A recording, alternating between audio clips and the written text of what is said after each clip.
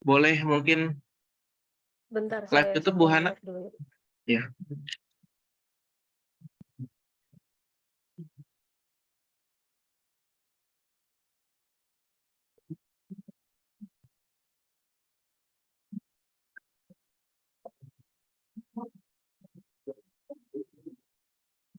Koberfik, thank you ya Koberfik atas waktunya nih. Ini kenalkan Bu Rizka, ini Koberfik ini ketua dari komunitas Binus Alumni Entrepreneur Community. Nah, gitu. Ya, salam kenal Bu Berfik.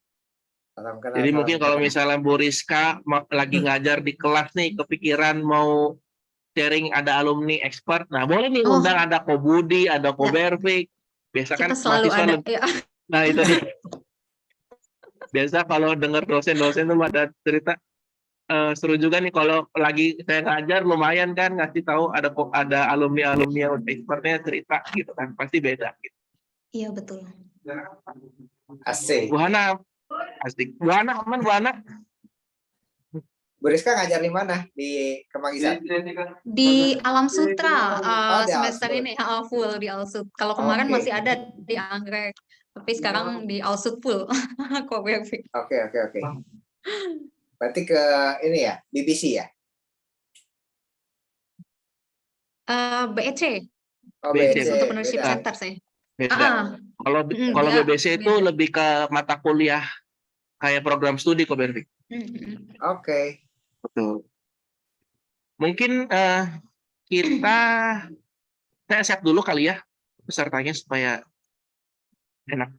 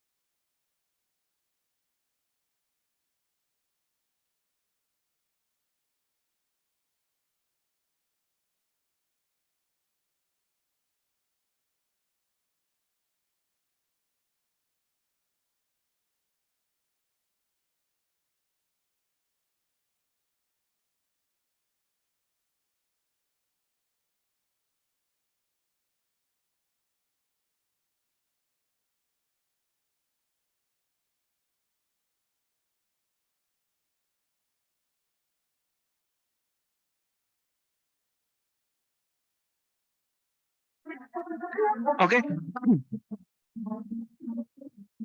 Selamat pagi teman-teman ya, saya manggil teman-teman semua nih. Maaf, suara saya masuk ya? Aman ya? Oke, selamat pagi teman-teman. Selamat datang di webinar pada pagi hari ini. Terima kasih untuk teman-teman semua atas kesediaannya nih di hari Sabtu.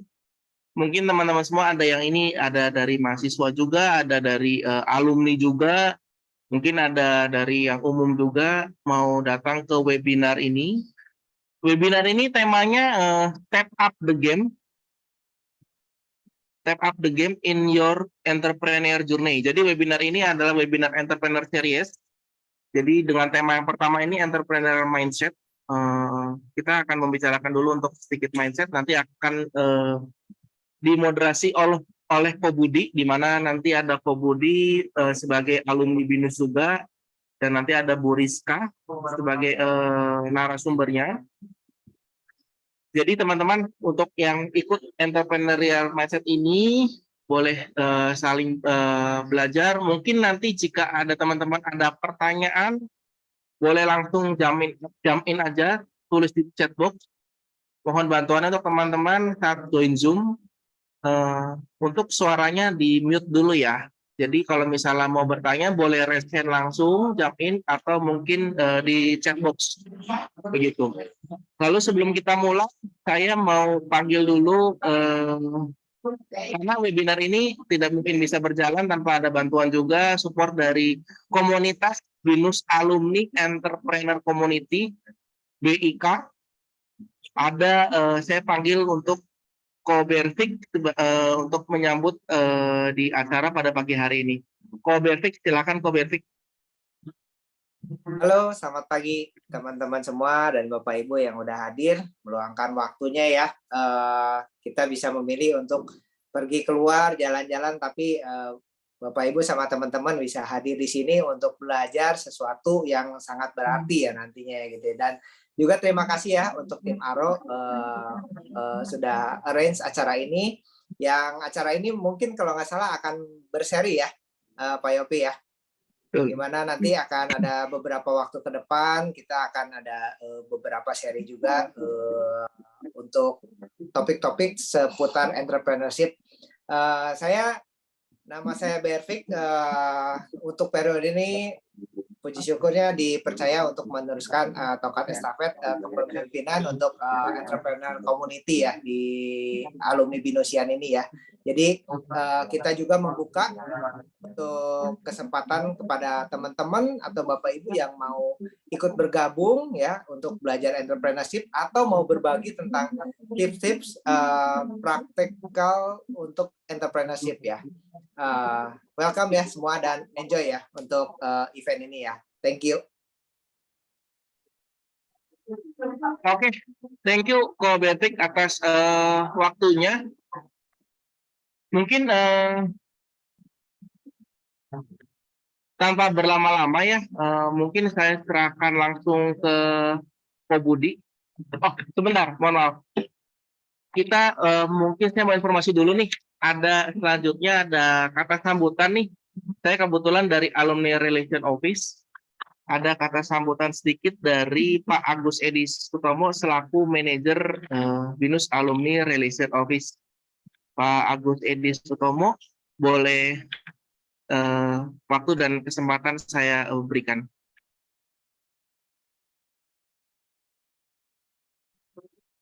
Oke, Pak Edi sudah ada ya? Oke, silakan. Tes, apakah suara saya sudah dengar, Bapak Ibu? Sudah ya. Oke. Selamat pagi, Bapak Ibu. Terima kasih atas kesediaan rekan-rekan nih sudah berkumpul hadir di sesi Zoom hari ini. Salam kenal, saya Edi dari Alumni Relation Office. Terima kasih Pak Yopi atas pembukaannya. Sebelumnya saya juga ingin menyapa selain rekan-rekan Binusian ada Ibu Rizka selaku narasumber di sesi hari ini. Terima kasih Bu Rizka. Kebetulan Bu Rizka adalah Bu Rizka ini fakulty member di BINUS Entrepreneurship Center ya Bu Rizka ya.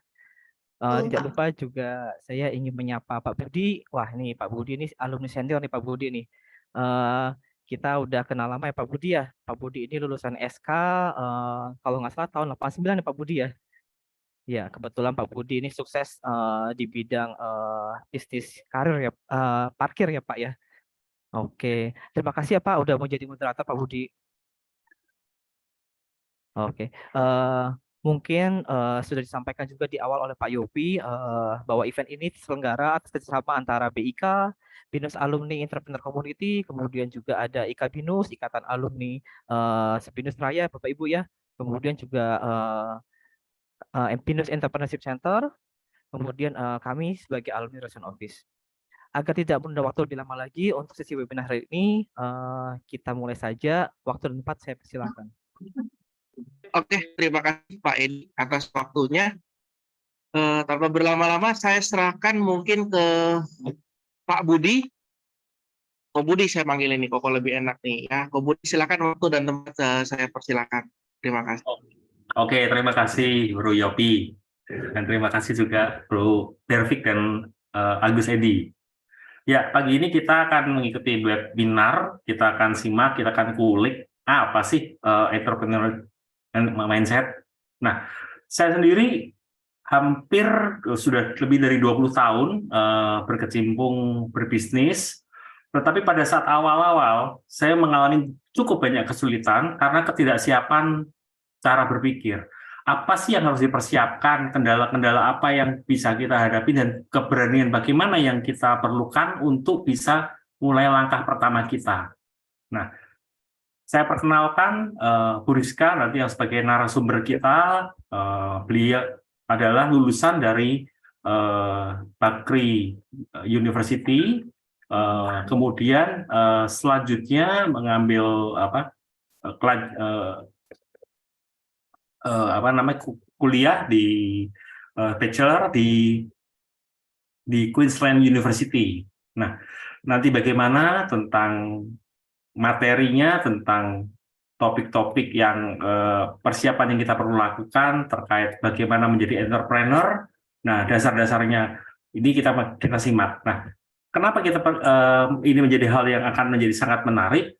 Karena dengan kita belajar sesuatu hal yang kita tahu landasannya, ini akan membuat kita proses yang tadinya memerlukan waktu misalkan 1 tahun, bisa kita persingkat menjadi misalkan dalam menjadi beberapa bulan. Nah, seberapa cepat? Nah, mari kita simak. Oke, tanpa berlama-lama, Bu Rizka, saya persilahkan. Welcome. Baik, terima kasih banyak Kok Budi. Salam kenal sebelumnya teman-teman semua, Bapak Ibu sekalian. Saya ngelihat ada beberapa nama yang familiar ya di partisipan. Terima kasih atas kesempatannya untuk sharing hari ini mengenai mindset kewirausahaan atau entrepreneurial mindset. Jadi pada kesempatan hari ini saya akan sharing sebenarnya general aja tentang entrepreneurial mindset and how we build it gitu ya. Jadi ini mostly berdasarkan pengalaman saya sendiri. Jadi kalau misalkan dari Bapak Ibu sekalian dan teman-teman ada yang mau ikut share juga, nanti please jump in gitu ya. Feel free to jump in. Saya pikir tema hari ini juga tepat sekali ya untuk kicking off gitu rangkaian acara kegiatan webinar BEC dan ARO ini ya. Karena kita ngomongin dulu nih dari foundationnya, the very foundation of if we want to start a business gitu ya. It starts with ourselves, our mindset, our thoughts, our way of thinking on how to act, ability to act in different situations ya. Jadi baru setelah webinar yang ini, minggu-minggu berikutnya, teman-teman, Bapak Ibu sekalian juga bisa mengikuti webinar yang lebih spesifik gitu ya, funding your business, creating your effective team dan lain sebagainya gitu ya. Jadi ini sekalian sharing sedikit ya, teaser sedikit nih Ko Budi dan Mas Yopi ya, supaya mungkin yang partisipan hari ini bisa join lagi nanti di webinar yang selanjutnya. Nah, Bapak Ibu, teman-teman sekalian, kalau misalkan ada pertanyaan di tengah-tengah ya, saya feel free aja untuk jump in, bertanya lewat chat box atau raise hand ya, daripada nanti kalau misalkan curious terhadap sesuatu ke bawah sampai belakang udah lupa lagi gitu, atau mungkin jadi mengganggu gitu ya jalannya kita pembelajaran bersama gitu ya. Nah, ini kita mulai aja nih dulu ya, saya izin untuk share screen sebentar, mudah-mudahan terlihat. Oke, sedang loading.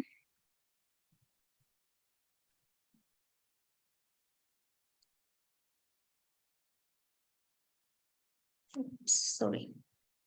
Ya, sudah muncul Bu Rizka. Sudah muncul ya? Oke, baik. Sebentar, ini saya nih, laptop saya yang agak-agak ngehang sebentar. Oke. Ya, ini sudah muncul ya. Jadi teman-teman, ini sebelumnya salam kenal sebelumnya ya tadi ya. Nah, ini saya mau menceritakan sedikit tentang entrepreneurial journey saya sebelumnya ya. Jadi periode tahun 2018 sampai sekarang ya sebenarnya. Dari 2018-an itu saya memang mulai terjun dan banyak main di craft ya. Jadi di craft itu kebanyakan kerajinan tangan seperti itu ya. Dulu saya mulainya dari main-mainan clay, waktu itu lagi populer ya, polymer clay atau air dry clay gitu ya. Jadi ini beberapa prototipe saya. Tapi kemudian mungkin waktu itu semangatnya terlalu menggebu-gebu ya. Jadi saya cepat shifting ke kayak banyak ide, dan saya jadi cepat shifting ke idea yang lain padahal prototipe belum jalan ya. Jadi tapi itu sebagai kayak eksperimen experience dan kita bisa mempelajari berikutnya ya kenapa bisa seperti itu gitu. Nanti kita juga akan addressing masalah komitmen di bagian agak akhir nanti. Nah, ini berkaitan dengan cerita saya juga gitu. Jadi, saya dulu itu pernah mainan clay, lalu saya punya ide mau bikin bisnis terrarium nih, tapi terrarium kan biasanya pakai sukulen ya, pakai kaktus-kaktusan dan lain sebagainya. Nah, ini saya ngide nih pengen bikin pakai moss. Nah, tapi ternyata setelah berjalannya waktu, saya bikin prototype, saya baru menyadari bahwa moss itu tidak sesuai untuk iklim di Jakarta yang hangat gitu ya biasanya. Jadi moss itu yang harusnya hijau bagus kelihatannya, dia gampang kering kalau iklimnya tidak sesuai gitu, atau kalau suhunya tidak sesuai. Mungkin ada yang bertanya-tanya kenapa ini ditaruh di kulkas, ya karena itu gitu ya, suhunya tidak sesuai. Nah, tapi itu juga jadi salah satu faktor yang ngedeter saya, yang menghambat saya untuk mau meneruskan si ide ini gitu. Padahal istilahnya udah tereksekusi prototipenya, tinggal dilanjutkan, tapi kemudian sebelum saya bahkan menemukan solusi, saya berpindah kembali ke ide yang lain. Nah, ini nanti kita ngomongin lagi sekali lagi pentingnya komitmen ya untuk kita mau starting up a business gitu ya. Nah, kemudian saya berpindah ke apa? Saya main resin di sini. Resin yang biasanya untuk jewelry atau untuk aksesoris gitu ya, gantungan kunci dan lain-lain sebagainya. Ini idenya sebenarnya sudah cukup banyak ya. Resin di dalamnya ada artificial flowers gitu ya, yang saya keringkan dari silika gel. Waktu itu silika gelnya saya jadikan powder gitu ya. Lalu saya bikin resin seperti ini gitu, encased in a resin gitu. Nah, ini juga salah satu contoh produk pertama saya. Waktu dulu saya membuat anting-anting ya, ini dari flower asli sebenarnya, cuma beda teknik aja. Ini waktu itu saya pelajari juga waktu itu ada pameran di Senayan ya, udah agak lama. Nah, ini salah satu produk pertama saya waktu itu. Nah, kemudian yang sampai saat ini saya jalankan adalah bisnis merajut. Jadi istilahnya ini saya nerimanya based on commission karena sebenarnya namanya altruistic ya. Jadi kalau teman-teman Bapak Ibu sekalian tertarik untuk melihat sokmednya boleh, monggo silakan. Jadi ini saya mainnya di rajutannya bukan wearables tapi amigurumi. Amigurumi itu boneka-bonekaan ya. Atau ini tas atau hanging toys ya. Jadi saya bikin ini sekedar berdasarkan hobi, tapi by commission juga jika mau ada yang assign commission. Tapi ini sebenarnya vision saya ke depannya adalah untuk menjadikan ini sebagai suatu social business. Tapi untuk perjalanan ke sana masih banyak yang harus saya improve sampai sekarang dari segi planningnya, strateginya, bisnis modelnya, dan lain sebagainya. Jadi itu masih ongoing ya istilahnya. Sekarang saya menjalankan ini jadinya jatuhnya casually gitu loh. Karena sampai saat ini saya masih yang improving untuk dia bisa ke arah yang social business gitu ya. Karena saya masih mencari beneficiary yang tepat dan lain sebagainya. Gitu. Itu sedikit cerita dari saya, latar belakang terkait dengan entrepreneurial journey saya. Nah, ini sebelum kita mulai untuk masuk ke materi sesungguhnya mengenai yang entrepreneurial mindset, boleh saya minta tolong Bapak, Ibu, dan teman-teman sekalian untuk masuk ke Mentimeter dulu. Jadi boleh, sebentar saya coba kopikan linknya di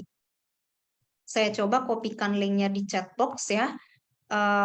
Atau mungkin Bapak, Ibu, dan teman-teman sekalian bisa scan QR code-nya untuk masuk ke dalam Mentimeter. Jika misalkan ada kendala, mohon diinformasikan ya Bapak, Ibu, dan teman-teman sekalian. Ini saya coba ganti juga screen-nya untuk ke Mentimeter-nya sebentar.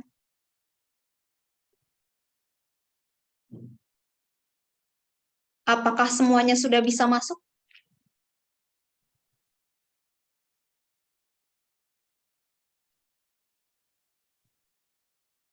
Halo Bapak, Ibu, teman-teman Ya, sekalian. apakah teman-teman sudah bisa masuk?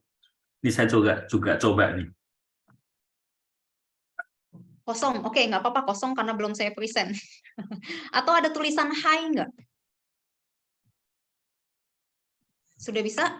Ada. Oke, sudah bisa masuk. Ada ya? Nah, itu kalau udah masuk tulisan hi berarti udah bisa masuk. Ini saya izin stop sharing ya kalau gitu yang untuk Mentimeternya, untuk linknya. Dan saya ganti coba share screen yang Mentimeter dari saya. Oke, nah ini karena sepertinya sudah tidak ada kendala, ini kita lanjutkan ke slide selanjutnya ya. Ini ada pertanyaan di slide selanjutnya. Nah, ini teman-teman, Bapak Ibu sekalian boleh tolong jika ngedengar ada entrepreneurial mindset atau karakteristik apa yang kepikiran atau mungkin pernah baca di mana gitu karakteristik entrepreneurial itu apa sih gitu. 1 atau 2 boleh dituliskan, diketikkan ya di ini di kolomnya kalau misalkan di Mentimeternya sudah dibuka, atau mungkin ada di sini yang mahasiswa, kalau mahasiswa baru fresh gitu ya, mungkin dapat pelajaran ideation dulu, dapat mata kuliah ideation dulu dijelaskan mengenai entrepreneurial mindset atau entrepreneurial karakteristik atau trait gitu. Nah, itu tuh apa aja? Oke, kita punya beberapa ini ya, beberapa statement di sini. Have vision and mission. Oke, visioner gitu ya. Oh, masih ada yang ingat nih. Risk taker. Risk taking ya.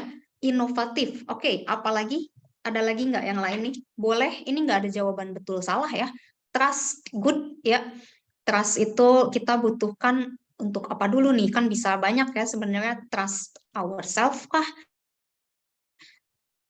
Trust our partner kah? Atau apa gitu. Tapi ini bisa juga masuk ke karakteristik. Oh, oke. Komitmen. Ya, ini yang dari tadi saya sebutkan ya. Nanti teman-teman, Bapak Ibu sekalian juga bakal bisa ngelihat komitmen ini adalah yang saya taruh di nomor 1 nanti. Karena ya tanpa komitmen kita nggak bisa ngelanjutin semuanya gitu ya. Komitmen good, kreatif, oke, mental mengambil risiko ya kayak tadi ya, risk taker. Konsisten, good, konsisten. Nah ini berhubungan juga sama komit ya, komitmen. Kreatif, oke, tadi udah ya. Empathy, oke, empathy, good. Nah ini empathy, ini saya dapat feeling yang empathy ini mungkin ini ya, teman-teman yang jangan-jangan teman-teman yang baru lulus baru masih ingat gitu ya, masih fresh gitu ya, tentang design thinking. Oh, pertamanya kita mulai dari empathize gitu ya. Empathy, ini empathy penting sekali untuk kita memulai sebelum memulai kita apa istilahnya mengeksekusi bisnis ya. Sebelum kita identifying problem, kita harus empathize dulu gitu ya. Fasenya seperti itu kalau di design thinking ya. Oke, berjiwa usaha. Oke, menarik nih. Brave, positif. Oke, brave. Courage ya, punya courage untuk apa namanya? Jadi tadi kebalikannya, kalau tadi Ko Budi bilang ada fear of failure gitu, kadang-kadang yang menahan kita untuk tidak terjun ke dunia usaha. Nah, ini lawannya kita harus courageous gitu, kita harus brave gitu. Never give up, good. Nah, nanti kita juga akan melihat ada satu dimensi entrepreneurial mindset namanya resilient gitu. Nah, itu resilient berhubungan dengan never give up ini. Open to new ideas. Oke, good. Perseptif gitu ya. Action. Nah, itu tanpa action ya nggak jalan-jalan gitu. Oke, ini menarik. Kita cukupkan sampai sini nih yang bagian sini ya, menarik. Kita coba ke yang berikutnya nih. Kalau Bapak Ibu atau teman-teman sekalian harus merate diri sendiri skala 1 sampai 5 aja. 1 paling rendah, 5 paling tinggi. Seberapa entrepreneurialnya diri Anda gitu. Dari yang tadi udah menjelaskan ada risk taker, ada brave dan lain sebagainya dari beberapa komponen itu, seberapa entrepreneurial sih Anda semua? Oh, 1, oke, 2, 1. Nah, ini kita bisa ngelihat beberapa demografi juga ya, nggak apa-apa, nggak usah malu-malu kalau emang merasanya belum terlalu entrepreneurial ya, it's okay gitu. Kalau saya pribadi juga menilai mungkin saya ada di 3 atau 2 atau kadang-kadang 4, tapi kadang-kadang mungkin mostly ada di 3 gitu. Kebanyakan 3 ya kita ngelihat. Ada yang 5 nggak nih? Ko Budi mungkin 5 ya? Kan Ko Budi udah sering banget nih. udah berkecimpungnya di Uno Parking System nih. Mungkin 5. Oke, 5 ya. Itu Ko Budi bukan? Oke, 5, 4, 3 ya paling banyak ya. 1 juga. Oke, ini kalau banyak yang 1, semoga sesi hari ini kita bisa ini ya, bisa relevan gitu ya dengan apa yang dibutuhkan teman-teman. Oke, kebanyakan 3 ya. 3 berarti moderate lah ya, masih sebenarnya udah teman-teman punya basic knowledge gitu, tapi ya tinggal execute-nya gitu ya. Oke, thank you teman-teman atas partisipasinya ya. Ini saya stop sharing dulu, kita kembali dulu sebentar ke kita kembali lagi ke slide tadi ya. Terima kasih atas partisipasinya. Nah, ini teman-teman dan Bapak Ibu sekalian ya. Oops, sorry. Oh, sebentar, maaf. Laptop saya agak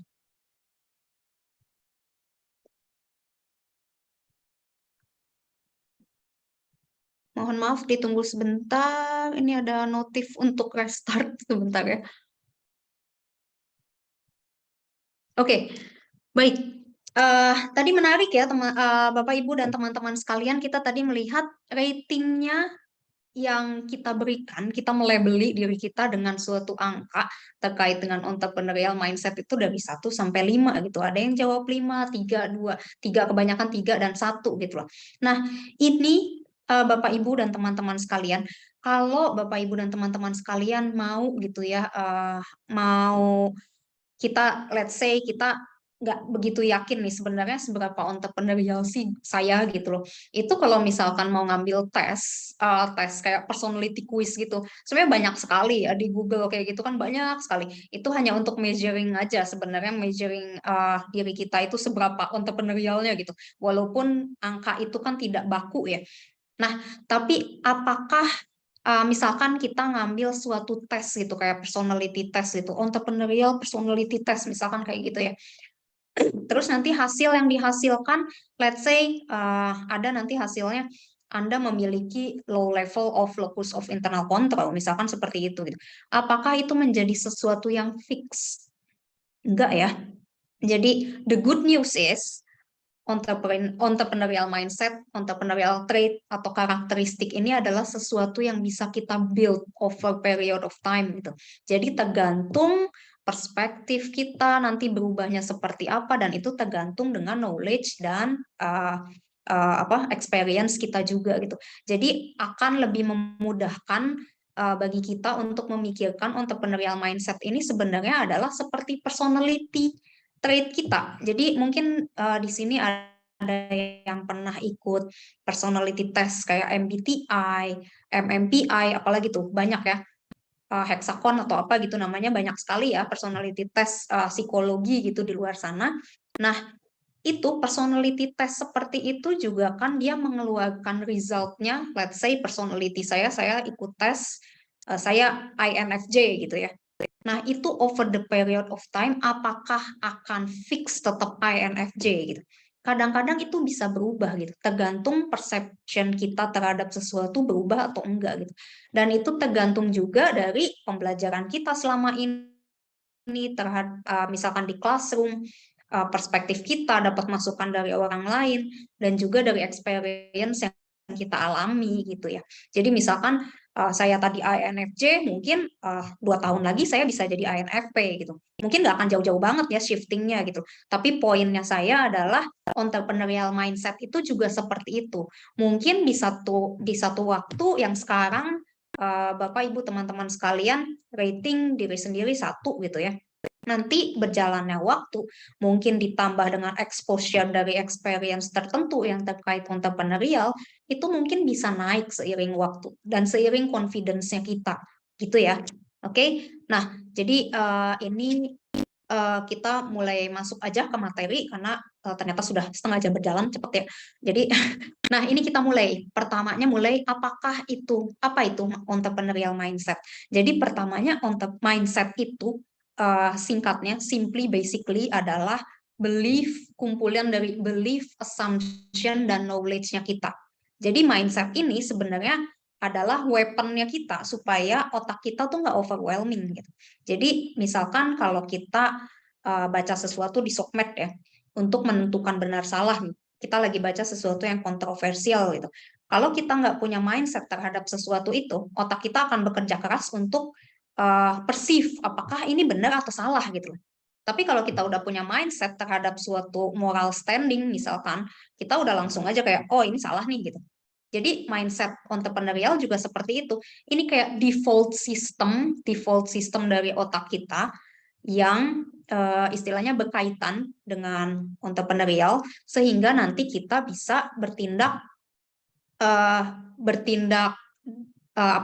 bertindak accordingly gitu loh ya, bertindak sesuai dan bisa navigate pada saat kondisi atau situasinya uncertain gitu.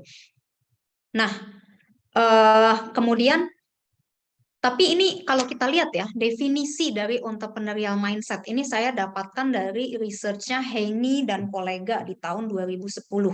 Ini definisinya adalah kemampuan untuk seorang individu untuk mempersepsikan, memobilisasi, dan bertindak ketika ada uncertain condition gitu, ketika berada di ambiguous situation, situasi yang tidak menentu. Nah, di definisi ini ada nggak kira-kira poin dari entrepreneurial gitu? Sebenarnya kalau dilihat nggak ada ya. Jadi kayak, oh nggak ada kok entrepreneurship-nya sama sekali dari definisi ini gitu.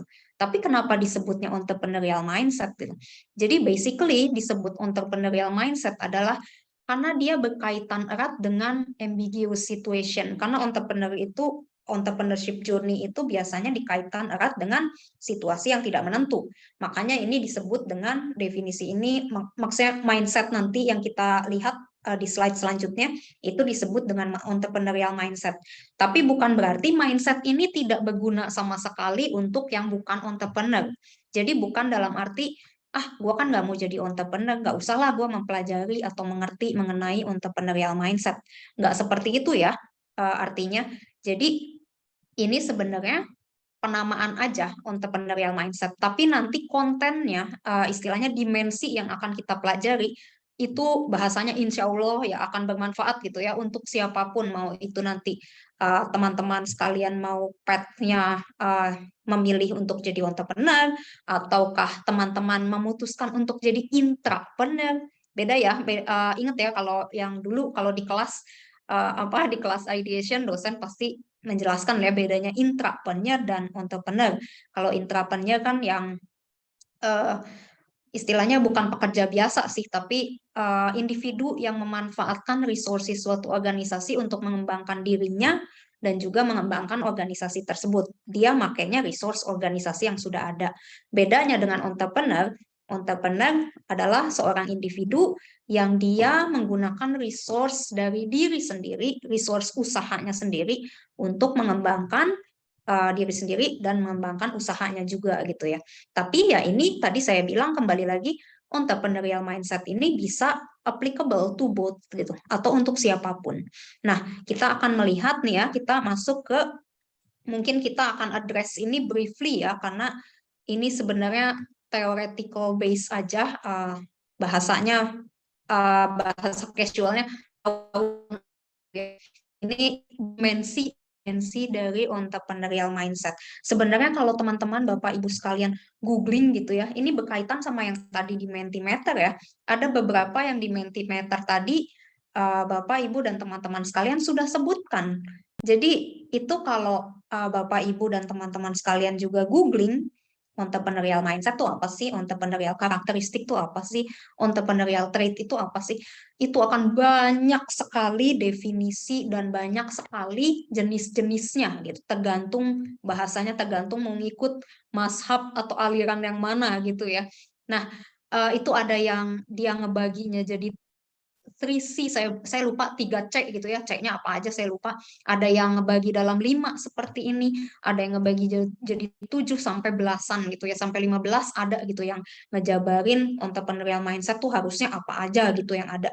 Nah, tapi kalau saya personally, saya lebih suka yang 5 ini. Saya ambil ini dari Entrepreneurial Learning Initiative ya. Jadi yang 5 ini menurut saya cukup concise, tapi cukup addressing yang penting untuk dimiliki, baiknya untuk dimiliki seorang entrepreneur tuh mindset yang seperti apa sih gitu ya. Jadi ini baiknya dimiliki oleh istilahnya ini baiknya dimiliki oleh semua ini baiknya kelima ini semuanya dimiliki gitu loh oleh seseorang yang mau memulai journey-nya sebagai entrepreneur gitu atau yang punya bisnis gitu. Jadi let's say kalau misalkan teman-teman hanya checklist 4 ini, tapi misalkan self efficacy-nya rendah gitu, mungkin tidak ideal gitu, kondisinya jadi tidak ideal. Bukan berarti bisnis kalian nggak bisa jalan gitu. Aduh, gue kan kayaknya self efficacy gue rendah nih, gue nggak bisa lah ngejalanin bisnis. Nggak kayak gitu ya. Bisa, tapi mungkin dalam perjalanannya teman-teman akan mengalami kondisi yang teman-teman akan di-push gitu untuk bisa menaikkan self efficacy ini gitu loh. Begitu ya. Jadi lagi-lagi tadi saya ulang, ini bukan situation yang fix. Kalau misalkan teman-teman udah identify, oh kayaknya gue motivasinya masih ekstrinsik nih, ya udahlah nggak usah punya bisnis gitu. Nggak seperti itu ya. Jadi mungkin itu lambat laun bisa berubah. Ini bisa berubah over the period of time. Sorry sebentar. Oke, ini saya sekalian ngelihat ini ya, chat box presentasi boleh di-download, nanti akan saya share lewat Mas Yopi ya, Mas Yopi. Jadi nanti akan saya coba share ke Mas Yopi, nanti Mas Yopi boleh share ke partisipan. Kemudian untuk internet ini apakah masih stabil? Tadi sepertinya agak kurang stabil ya. Semoga aman ya. Kalau aman ya, alhamdulillah. Aman. Oke, kalau aman kita lanjutkan kalau gitu ya. Ini tadi yang 5 ya. Jadi kalau tadi kalau saya ulang, kalau teman-teman Bapak Ibu sekalian googling banyak alirannya gitu ya, tanda kutip alirannya banyak terkait dengan dimensi entrepreneurial mindset ini. Tapi kalau saya ambilnya sukanya yang 5 gitu, ngapain banyak-banyak gitu. Yang ini menurut saya udah mencakup keseluruhan ya, as a whole gitu. Nah, jadi kita bisa addressing satu-satu nih secara brief. Semoga waktunya cukup karena masih banyak materinya. Addressing satu-satu ini tuh artinya apa aja. Nah, kita mulai dari self efficacy dulu nih pertama. Self efficacy basically adalah dia belief, kepercayaan kita terhadap kapabilitas kita untuk conquer all gitu lah istilahnya bahasanya, untuk bisa navigasi di situasi seperti apapun dan ujung-ujungnya bisa achieving our goal gitu ya. Jadi kan kalau kita berbisnis pasti banyak sekali kondisi yang tidak ideal gitu, dan banyak kondisi yang istilahnya disrupt bisnis kita gitu loh, nggak jalan mulus-mulus aja gitu. Apalagi tahun-tahun pertama failure itu pasti tidak bisa dihindari gitu ya, bahasanya inevitable gitu. Jadi pasti nggak bisa dihindari, pasti ada failure, mau itu besar atau mau itu skala kecil ataupun besar gitu loh. Nah, self efficacy di sini adalah belief kita bahwa kalau misalkan ada sesuatu yang mengganggu, kita tuh pasti nanti ujung-ujungnya tetap bisa mencapai objektif kita gitu loh. Nanti pasti kita bisa melewati situasi tersebut dan ujung-ujungnya tetap bisa sustain gitu. Itu self efficacy. Ideally, entrepreneur itu memiliki high self efficacy yang tinggi. Oke. Yang kedua, ideally lagi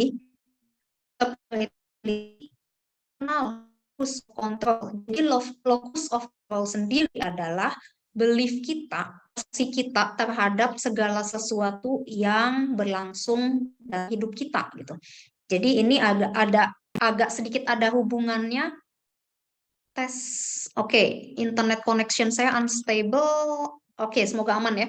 Jadi locus of control ini ada sedikit hubungannya dengan self efficacy yang tadi saya jelaskan ya.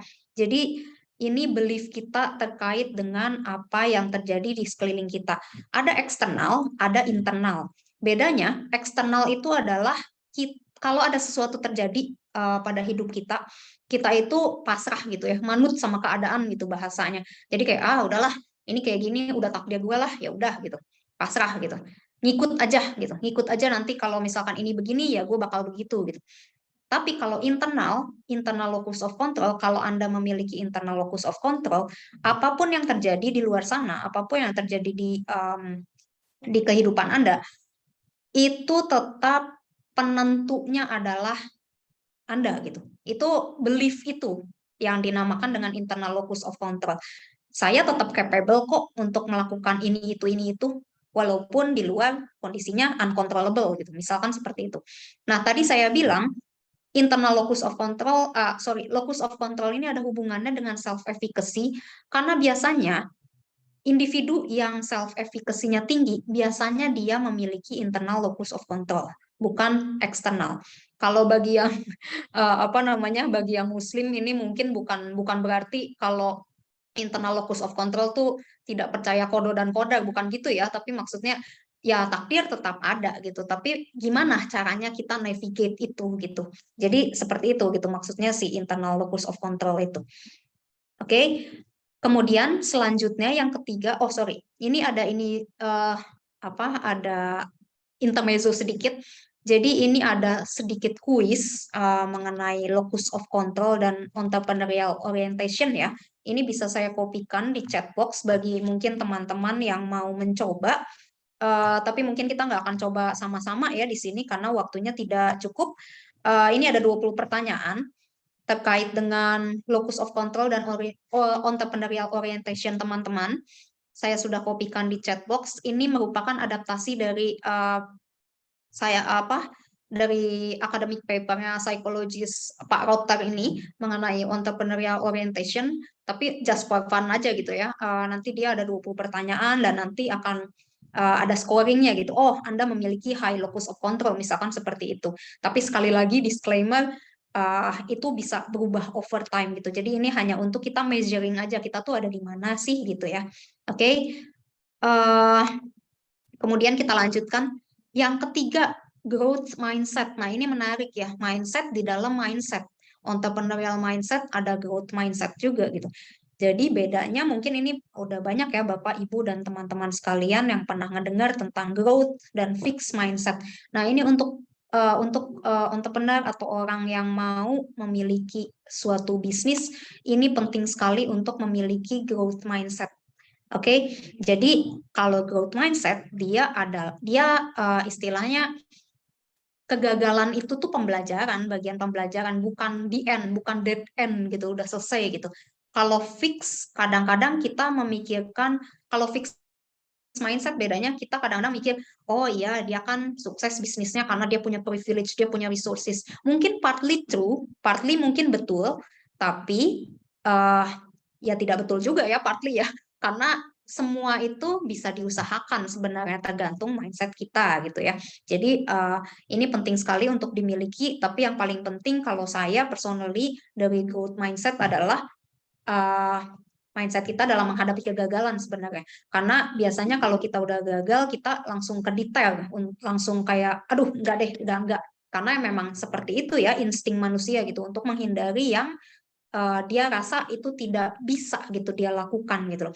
Tapi kalau kita belajar dari failure ya akan besar kemungkinannya nanti kita bisa improve. Kalau saya tadi balik lagi ke contoh tadi saya di awal yang menceritakan tentang entrepreneurial journey saya, di step sekarang saya udah paham gitu loh. Dulu harusnya saya begini gitu. Nah, kalau teman-teman Bapak Ibu sekalian udah mencapai level yang di kepala tuh, oh dulu harusnya saya sudah apa. Nah, itu berarti teman-teman sudah belajar. Sudah ada poin pembelajaran yang diambil. Tandanya itu ya. Jadi, oh harusnya saya bla bla bla bla. Itu berarti Anda berprogres. Oke. Nah, itu yang salah satu juga yang disebut dengan si growth mindset itu gitu. Jadi kalau misalkan sudah sering mengalami seperti itu, congratulations gitu loh. Anda punya growth mindset, berarti tidak takut menghadapi failure gitu. Oke ya. Kemudian intrinsic motivation, ini yang keempat, tadi ada 5 ya, jadi ini 4 dari 5. Nah ini saya mau menyebutkan mungkin teman-teman yang sudah punya bisnis juga mungkin tahu ya kalau entrepreneurship itu bukan journey yang comfortable ya, bukan journey yang nyaman gitu. Kalau kelihatannya kita ngelihat orang kayak yang entrepreneur kipas-kipas di sosmed kayak banyak duit gitu ya, tapi di belakangnya berdarah-darah gitu ya kan, kita nggak ngelihat ya di situnya ya. Tapi yang jelas entrepreneurship itu bukan journey yang nyaman gitu loh, kadang-kadang lonely gitu loh. Jadi intrinsic motivation di sini hubungannya dengan entrepreneurship journey karena dia tidak nyaman. Temukanlah voice dalam diri kalian, dalam diri teman-teman semua, yang menjadi alasan yang kuat untuk teman-teman melanjutkan bisnis itu sampai selanjutnya, bukan cuma setahun 2 tahun selesai gitu, tapi sampai seterusnya gitu, sustain gitu, over the generations gitu. Jadi kalau misalkan bedanya kalau extrinsic motivation di sini, misalkan teman-teman mau punya bisnis supaya di acknowledge sama orang gitu, oh supaya gue kelihatan keren aja di sosmed, kelihatan tajir gitu. beda ya nanti ininya drive kita untuk melakukan sesuatu dibandingkan kalau misalkan kita punya motivasi yang intrinsik, strong reason kenapa kita melakukan sesuatu. Ini misalkan kalau teman-teman sering ngamatin social business ya, bisnis berbasis sosial, misalkan yang pengelolaan sampah dan lain sebagainya gitu. Ada beneficiary-nya atau misalkan saya ngambil satu contoh brand yang saya suka, Duanyam ya. Duanyam itu kan empowering community mama-mama ya di Nusa Tenggara kalau nggak salah ya. Di timur lah, bagian timur gitu. Nah, itu dia punya strong reason untuk melakukan sesuatu. Strong reason ini yang akan menjadi fuel atau yang akan menjadi bensin untuk dia untuk dia menjadi apa ya, bukan kompas saja gitu, bukan hanya kompas, tapi menjadi fuel untuk teman-teman menjalankan bisnis yang long term gitu. Kan kita nggak mau ya cuma bisnisnya viral sesaat terus mati gitu, redup, nggak asik gitu ya. Nah, terus kemudian high level of resiliency. Nah, tadi kita di Mentimeter ngelihat ada satu ya, resilient gitu. Nah, ini ada kaitannya dengan entrepreneurship dan juga yang lain gitu ya. Kalau teman-teman berkiprah di dunia corporate dan lain-lain, ini selalu dibutuhkan gitu ya. Resiliency, kegigihan, persistensi untuk tetap melanjutkan, untuk tetap berada dalam suatu apa ya, dalam sesuatu yang kita passionate about gitu ya, dalam sesuatu yang kita ingin laksanakan, yang ingin kita jalankan despite difficulties gitu. Jadi ideally karena tadi saya bilang entrepreneurship adalah journey yang tidak comfortable, tidak mudah. Ini sebaiknya entrepreneur itu memiliki level of resiliency yang tinggi, karena kalau misalkan kehantam sedikit sama apa namanya, badai di luar sana istilahnya ya bahasanya, kehantam sedikit sama uncertain condition sedikit aja, udah langsung aduh udah deh, enggak deh, gue udahan aja deh, kayaknya ini bukan jalan buat gue deh, gitu. Jadi kalau misalkan nggak resilient, teman-teman bisa cepat quit gitu. Oke ya, sampai sini ada yang mau ditanyakan dulu? Sorry, ke bawah gaya ngajar di kelas sampai sini, mau ditanyakan dulu. Boleh ya kalau misalkan ada dari Bapak Ibu teman-teman yang mau ditanyakan di chat box, silakan, saya sekalian ngecek so far. Kalau materi nanti saya bisa share ya lewat Mas Yopi. Kalau misalkan nggak ada pertanyaan, ini coba saya kita coba dilihat chat. Oke. Sambil menunggu ya, kalau misalkan ada di chat box silakan. Nah, ini kita masuk ke bagian tadi kan kita udah kenalan sedikit ya tentang entrepreneurial mindset yang 5 tadi. Kalau saya sukanya yang 5 tadi, kalau misalkan di luar sana ya monggo, nggak apa-apa gitu loh. Banyak juga emang yang di luar sana tes. Oke. Nah, ini gimana sih cara kita, tadi saya berulang kali bilang bahwa entrepreneurial mindset ini sesuatu yang kita build gitu. Oke, ini ada pertanyaan ya, bagaimana cara melatih mental resiliency? Boleh kita nanti masuk sedikit ya ke bagian situ, nanti Mas Rivaldi boleh, ini kita mau whole, nanti kalau misalkan masih ada yang belum terjawab, Mas Rivaldi boleh silakan bertanya di akhir ya, karena kita mau ngebahas sedikit tentang bagaimana cara melatihnya gitu ya. Nah, tapi ini mungkin tidak khusus spesifik untuk mana yang dilatih dari si entrepreneurial mindset tersebut, tapi mungkin kita bisa in general bagaimana caranya building up, membiarkan entrepreneurial mindset yang 5 tadi gitu ya. Jadi pertama kita mulai dulu nih dengan yang tadi saya pernah bilang, komitmen. Tadi di Mentimeter ada juga ya yang nulis komitmen, commit to something gitu. Jadi ini yang paling penting dimanapun di pekerjaan relationship, komitmen itu yang paling penting. Ini memang tidak ini saja, nah kok paling karena kalau strik dari pengalaman saya yang saya ceritakan ya mengenai bagaimana entrepreneurial nih saya yang sedikit itu yang main di craft itu, steps ada bahwa yang saya anggap waktu itu saya menggebu-gebu, saya berapi-api sekali untuk menjalankan, tapi ternyata komitmen saya belum sedalam itu. Gitu, itu bukannya terus-terusan, yang paling gampangnya gini, kalau misalkan teman-teman baru mau memulai bisnis skala kecil gitu. Teman-teman most likely, apalagi kalau nggak punya partner, most likely akan jadi CEO, Chief Everything Officer. Semuanya di-handle sendiri gitu ya. Jadi nggak punya teman, partner, nggak punya pekerja gitu ya. Semuanya softmate, terus sudah gitu pembelian, packaging, itu semuanya di-handle, jawab-jawabin customer, itu semua di-handle sendiri. Nah itu kalau kita nggak komit, istilahnya gampangnya komit untuk let's say kita mau deh populate Sokmed seminggu sekali gitu. Nah itu kalau kita nggak komit enough, seminggu sekali aja itu bisa jadi sebulan sekali atau setahun sekali atau bahkan nggak sama sekali gitu. Jadi terakhir posting terakhir barangkali harusnya Sokmed buat engage customer, tapi mungkin itu malah jadi kayak cuma ya nggak aktif gitu loh Sokmednya. Jadi komitmen ini sangat-sangat penting sekali gitu loh.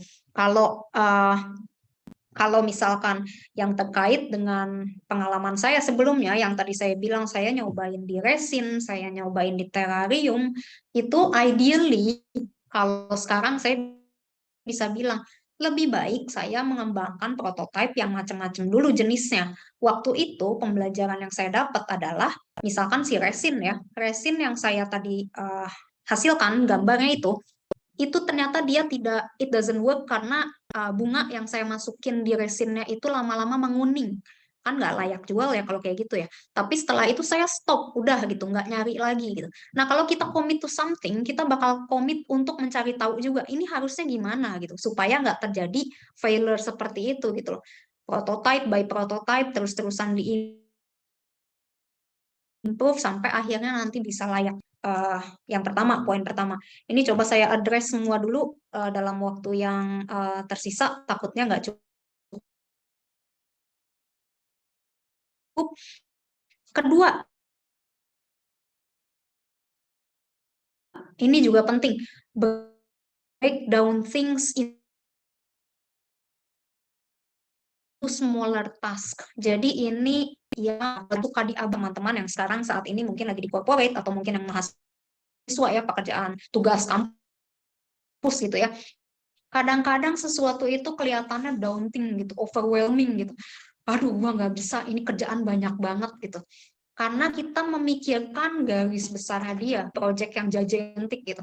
Kita misalkan saya suka ini ya, saya orangnya hobi ikan. Saya suka piara ikan koki dan koi dan juga cupang dulu. Nah, kalau misalkan saya mau kayaknya mau bisnis, kalau misalkan saya ngebayangin dulu nih projection saya mau dapat omset sekian sekian sekian.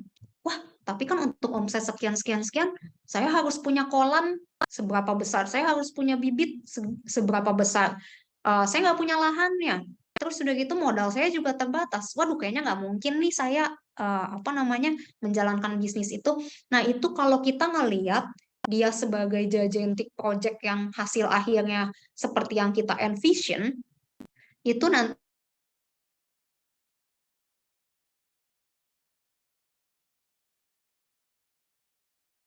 bakal kerasanya intimidating. Dan kita ini gue mau nanti sebenarnya omsetnya nanti oke lah 10 juta. Tapi gue masih punya resourcesnya segini. Punya kolam di lahan yang sekarang nggak mungkin nih, punya kolam ikan di lahan yang sekarang nggak mungkin, tapi mungkin gue bisa punya cara lain apa nih, cari misalkan Anda masuk ke komunitas-komunitas ikan gitu, terus cari tahu ada cara lain nggak selain ikan gitu, selain punya kolam gitu untuk mengembangbiakan ikan, untuk bisa berternak ikan, bisa biasanya pakai apa, styrofoam dulu, bisa pakai kolam terpal, bisa pakai mungkin refrigerator yang bekas. Saya suka ngeliat tuh banyak yang pakai kolam bekas kulkas tuh, bukan pintu kulkas ya, dalamnya kulkas tapi udah rusak gitu ya, dijadiin kolam gitu. Nah itu kan gitu. Jadi kelihatannya itu lebih executable gitu, lebih doable daripada kalau kita udah mau yang ideal duluan di awal gitu. Jadi mungkin kesalahan yang dulu saya pelajari juga adalah saya selalu pengen semuanya ideal di awal. Padahal itu yang ujung-ujungnya mungkin bisa jadi ngejadiin boncos juga ya. Istilahnya kayak awal-awalnya pengen semua bahan, bahkan untuk prototipe pun bahannya ideal gitu. Padahal ujung-ujungnya nggak dieksekusi gitu. Nah itu pembelajaran penting yang bisa saya ambil gitu. Break down things into smaller pieces dulu supaya nggak intimidating, supaya at least kita do something. Oke? Kemudian ketiga, plan ahead. Nah ini saya paling suka, saya paling ngefans sama quote-nya Pak Edward Suhadi ya, CEO dan foundernya dari agency namanya Cerita ID kalau nggak salah. Kalahkan rasa takutmu dengan persiapan. Nah, ini biasanya kalau kita mau nyebur ke bisnis, kebanyakan orang kalau ditanya kan, kenapa sih takut ini, takut itu, takut gagal, lalalala gitu. Nah, ini biasanya rasa takut itu basically kita bisa kalahkan dengan persiapan. Jadi kita tuh sebenarnya nggak melulu fokus ke ketakutan kita gitu, tapi apa yang kita bisa lakukan untuk kita minimize si rasa takut tersebut. Mungkin di perjalanannya pasti masih ada gitu anxiety gitu.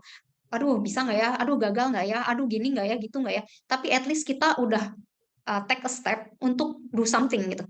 Oke, jadi plan ahead. Planning itu bisa menyelamatkan kita gitu ya. Jadi kalau saya planner banget sih orangnya. Saya tapi tipenya konvensional. Saya sukanya nyatet di buku atau di binder gitu ya. Jadi tiap ada schedule apa saya catat gitu. Jadi saya tahu proyeksi ke depan saya mau ngapain gitu. Nah kalau sekarang kan digital banyak ya. Mungkin yang nggak cocok dengan cara konvensional yang mencatat. Sekarang digital kan banyak aplikasi gitu ya.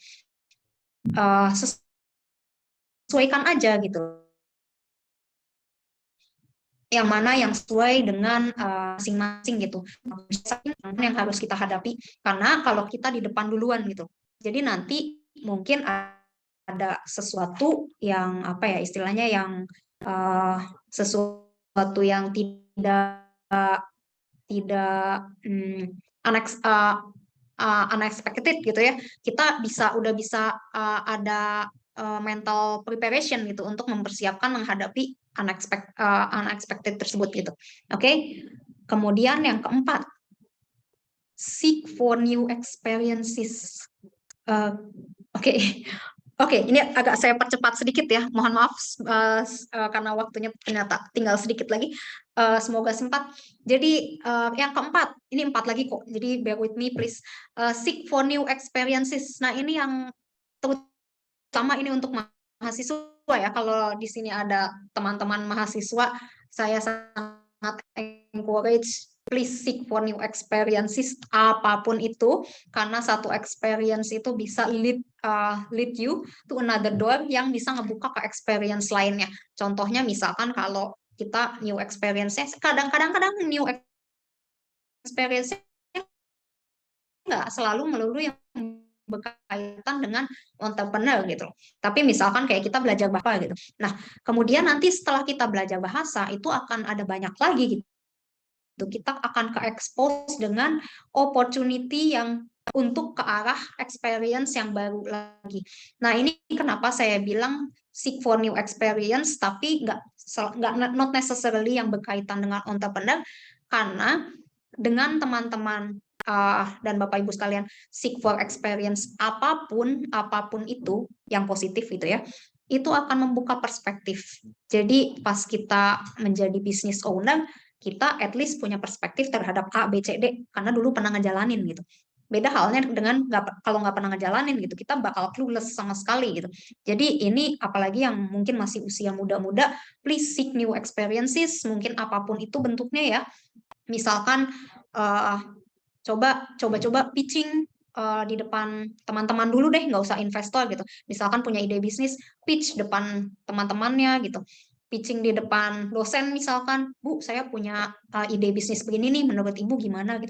Cuma hati-hati ya kalau ide bisnis kadang-kadang diambil gitu. Jadi ya ini aja gitu, yang disesuaikan aja gitu, new experience-nya apa gitu. Misalkan nggak pernah ikut kompetisi bisnis plan, ya monggo ikutin selama misalkan mahasiswa belum, pas udah lulus, kalau ada kompetisi bisnis plan untuk youth, misalkan youth itu hitungannya bisa sampai 35 tahun ya, silakan ikutin gitu, ikut serta aja, pokoknya ikut aja dulu, hasilnya gimana nanti gitu. Tapi Bu, saya kan agak takut kadang-kadang kalau mau cari experience baru, kadang-kadang anxious gitu rasanya kalau mau nyari experience baru. Ya itu kembali lagi ke yang nomor 3 tadi. Kalau yang nomor 3 tadi kan kayak plan ahead gitu ya, jadi kita bisa tahu. Nah ini ada satu cerita juga, ada entrepreneur siapa ya, saya lupa namanya, yang pernah saya baca. Dia cara mengalahkan ketakutannya adalah mengekspos dirinya sendiri dengan ketakutan-ketakutan tersebut. Let's say dia takut untuk public speaking. Jadi yang dia lakukan, atau dia takut kegagalan. Jadi yang dia lakukan adalah dia menciptakan suatu situasi di mana dia akan gagal terus on purpose. Jadi nggak tahu ya gimana caranya ya teknisnya. Tapi yang jelas di situ dia menciptakan situasi itu untuk dia nge-expose diri sendiri dengan kegagalan dan dia meresapi rasanya kayak apa sih. Terus seburuk-buruk yang terjadi kalau gagal gimana sih, untuk dia membiasakan diri nanti menghadapi kegagalan saat berbisnis gitu. Itu it works for other things juga, misalkan kayak public speaking dan lain sebagainya. Mungkin yang harus kita lakukan adalah kita harus mengekspos diri lebih banyak, bukannya kita malah menghindari itu. Gitu ya. Oke. Kemudian 5. Seek for meaningful collaboration dan partnership. Nah, ini tadi saya bilang bisnis, saya bilang nggak ya? Oh enggak, saya nggak belum bilang. Tapi namanya bisnis itu kita butuh partner pasti. Karena nggak mungkin kalau kita mau bisnisnya berkembang dan gede, kita nggak mungkin sendirian. Karena kita nggak mungkin jadi chief everything officer selamanya gitu. Karena kalau nggak, kalaupun bisa dihandle sendirian, itu nggak akan bertahan lama dan bisnis nggak akan bisa berkembang. Karena kita terbatas ya kemampuannya untuk menghandle segala sesuatu. Jadi kita harus punya partner. Nah ini siapapun yang pernah terkait connection Anda, yang pernah terkait dengan Anda, ini yang paling penting adalah jangan burn the bridge. Jadi bahasanya jangan bakar jembatan gitu ya. Misalkan karena hal-hal yang sepele, let's say kayak pertengkaran di sosmed yang sebenarnya kalau nggak dibahas tuh nggak kenapa-napa gitu. Ya jangan memercikan api gitu loh. Karena mungkin nggak, mungkin tidak semua orang bisa hanya berkonflik di satu platform, di luar sana biasa aja. Nggak semua orang bisa begitu. Jadi alangkah lebih baiknya pokoknya kita tetap maintain bridging kita dengan banyak orang, karena mungkin potentially in the future we can work with them atau we can collab with them gitu. Oke ya, ini cukup jelas. Kemudian yang nomor 6, continuously learn. Jadi ini jangan males gitu ya, penyakit M-nya males dibuang gitu ya. Sekarang ini banyak banget sumber-sumber yang kita bisa belajar, bukan cuma buku. Kalau males baca buku ya bacalah, bukan baca, dengarlah audiobook, podcast, YouTube, sosmed. Ya nanti, tapi pintar-pintarnya aja nanti milih-milih info yang valid dan yang berfaedah yang mana gitu. Nah ini juga bukan berarti teman-teman hanya selewat aja gitu belajar, tapi measure progress sendiri aja gitu. Jadi kayak seolah-olah kita punya KPI sendiri. Let's say kalau kayak saya gitu, saya sukanya menargetin sebulan saya baca buku berapa gitu.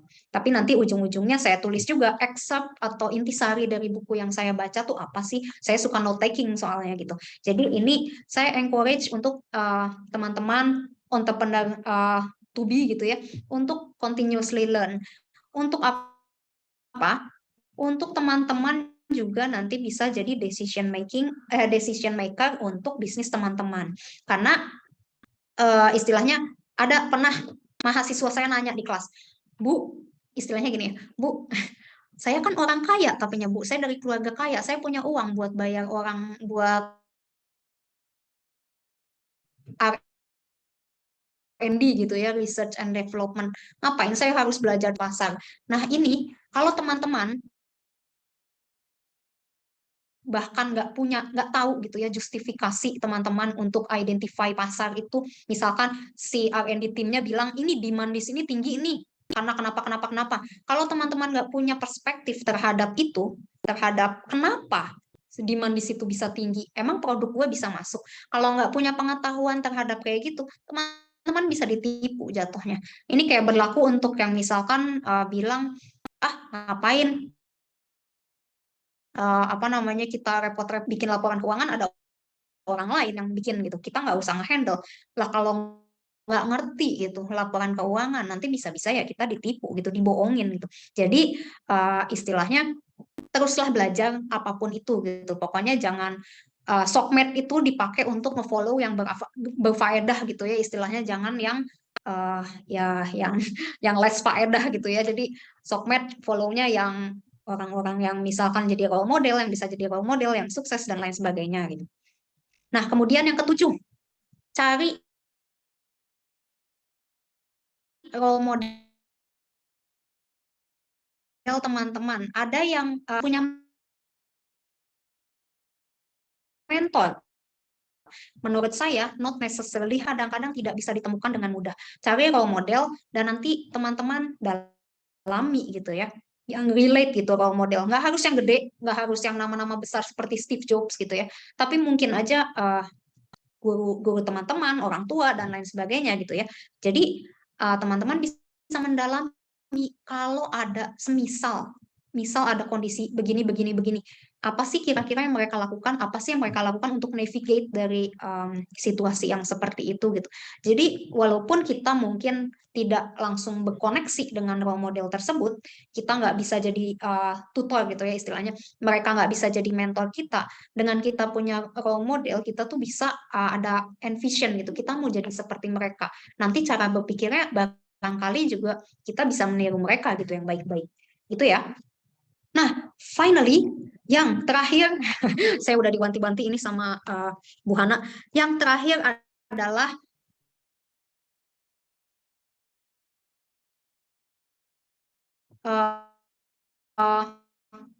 berani. Tadi ada courageous to look at your past experience, both failure and success. Jadi kalau sukses mungkin gampang ya, kita ngebayangin terus aja, asik ya waktu itu sukses, sweet taste of winning gitu kan. Nah, tapi yang failure ini nggak boleh dilupakan. Kita harus terus-terusan, bukan terus-terusan dilihat juga ya, jadi sehingga menjatuhkan mental. Tapi kayak kita harus berani untuk stare at our failure gitu. Dulu gagalnya kenapa gitu. Karena kita dengan demikian kita bisa identify nih, apa yang waktu itu bekerja, waktu sukses itu apa sih, what works. Terus waktu ada kegagalan, what didn't work gitu. Oke, terus kita bisa measuring progress kita gitu loh. Jadi tadi saya bilang kita kayak bikin KPI sendiri aja. Kalau saya suka bikin per kuartal nih. Per kuartal Januari sampai Maret saya tuh udah achieve apa aja sih, yang kegagalan yang perlu saya revisi, yang perlu saya revise, perlu saya improve itu apa aja gitu. Jadi kita bisa measuring our own progress sendiri gitu.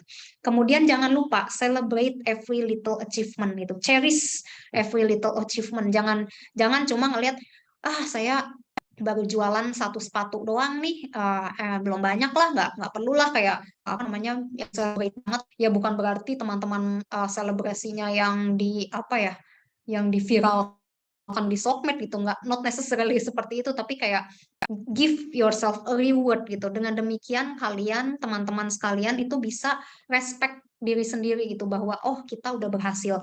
Mungkin sekarang cuma 1 pasang sepatu, tapi nanti mungkin kita tingkatkan jadi 3 pasang dan selanjutnya gitu. Jadi istilahnya kita bisa cherish every milestone yang kita hadapi gitu. Gitu ceritanya. Nah, ini sampai di slide terakhir. Semoga waktunya pas. Jadi Ibu Hana dan Mas Yopi, ini terakhir ya penutup dari saya. Jadi ini apapun jalan yang Bapak, Ibu, dan teman-teman sekalian pilih saat ini, mau itu owning a business, mau itu apa ya istilahnya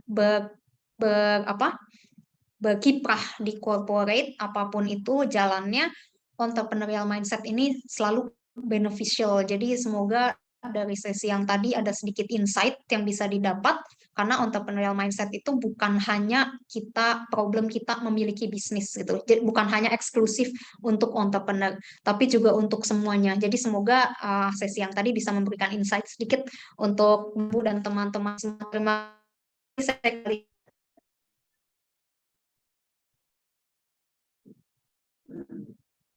Oke, terima kasih Ibu Rizka, menarik sekali nih. Dan ini sudah ada paling nggak dua pertanyaan yang masuk. Nah, dari Saudara Rivaldi. Bagaimana cara melatih mental resiliensi? Oke, baik. Oh ya, Mas Rivaldi yang tadi ya.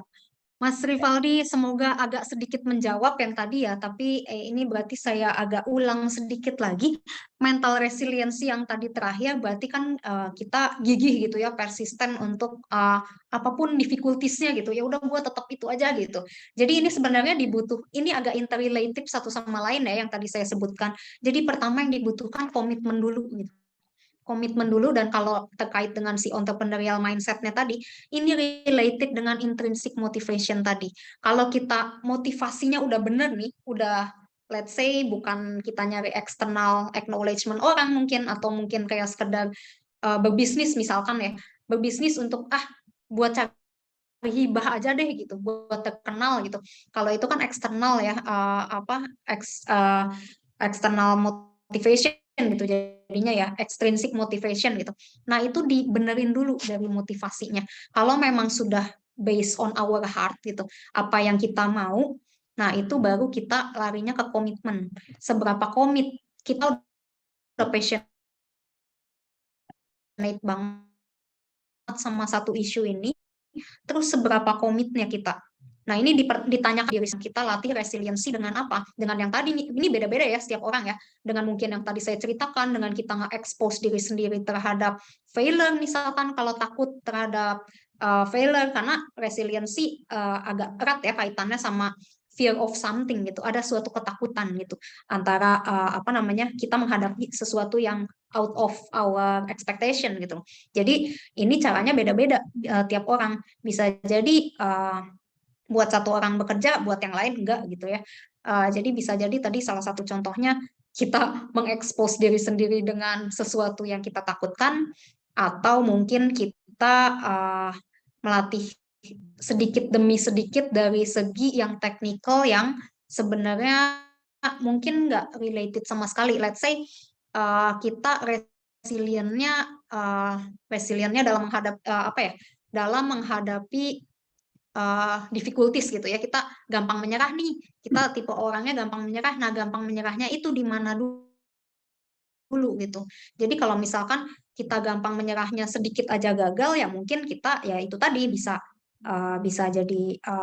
cari tahu dulu nih gagal menyerahnya kenapa. Kalau misalkan kita expose diri sendiri ke kondisi kita gagal, itu tuh apa yang terjadi sih gitu. Jadi itu yang dipertanyakan dulu aja di diri sendiri gitu. Baru nanti teknis-teknis untuk melatihnya itu sebenarnya bisa banyak gitu, tergantung individu masing-masing gitu. Mungkin menjawab nggak Mas Rivaldi? Kalau misalkan ini agak kurang menjawab, boleh ditanyakan lebih lanjut lagi ya. Silakan, feel free.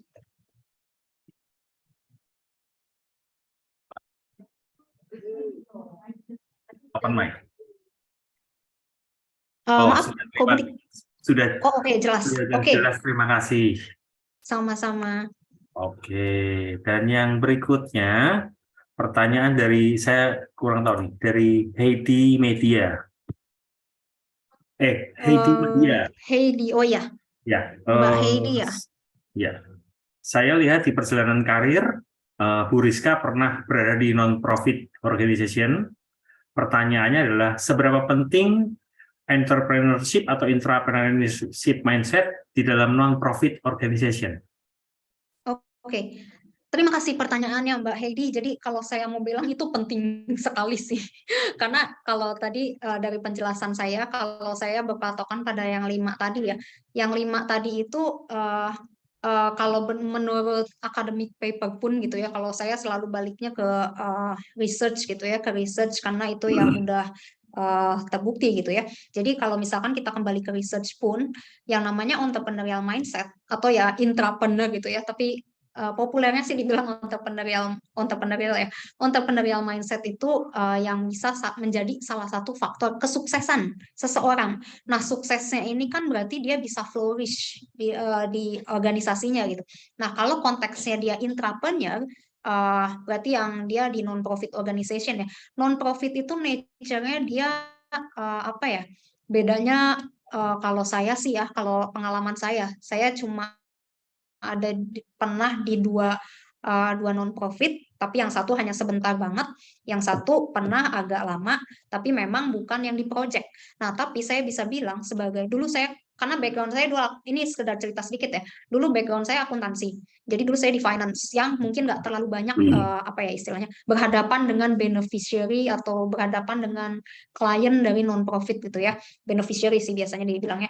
Nah, tapi kalau misalkan saya bisa bilang saya ngelihat dan observasi dari teman-teman saya, kalau yang posisinya di project, misalkan project manager gitu ya, yang sering berhadapan gitu, yang sering interaksi dengan beneficiary, ini entrepreneur sama halnya dengan corporate ya, namanya kita kan ngelihat corporate world gitu sebenarnya sama aja sama bisnis. Kalau kita mau punya bisnis gitu, corporate itu kan hanya versi gigantiknya ya, versi besarnya gitu dari bisnis gitu. Kalau kita bayangin mungkin bisnis kecil karena kita punya sendiri gitu. Kalau corporate itu versi besarnya sekali gitu. Dan itu namanya bisnis besar ya tetap aja dia tidak apa ya, tidak terhalangi dari uncertain situation juga.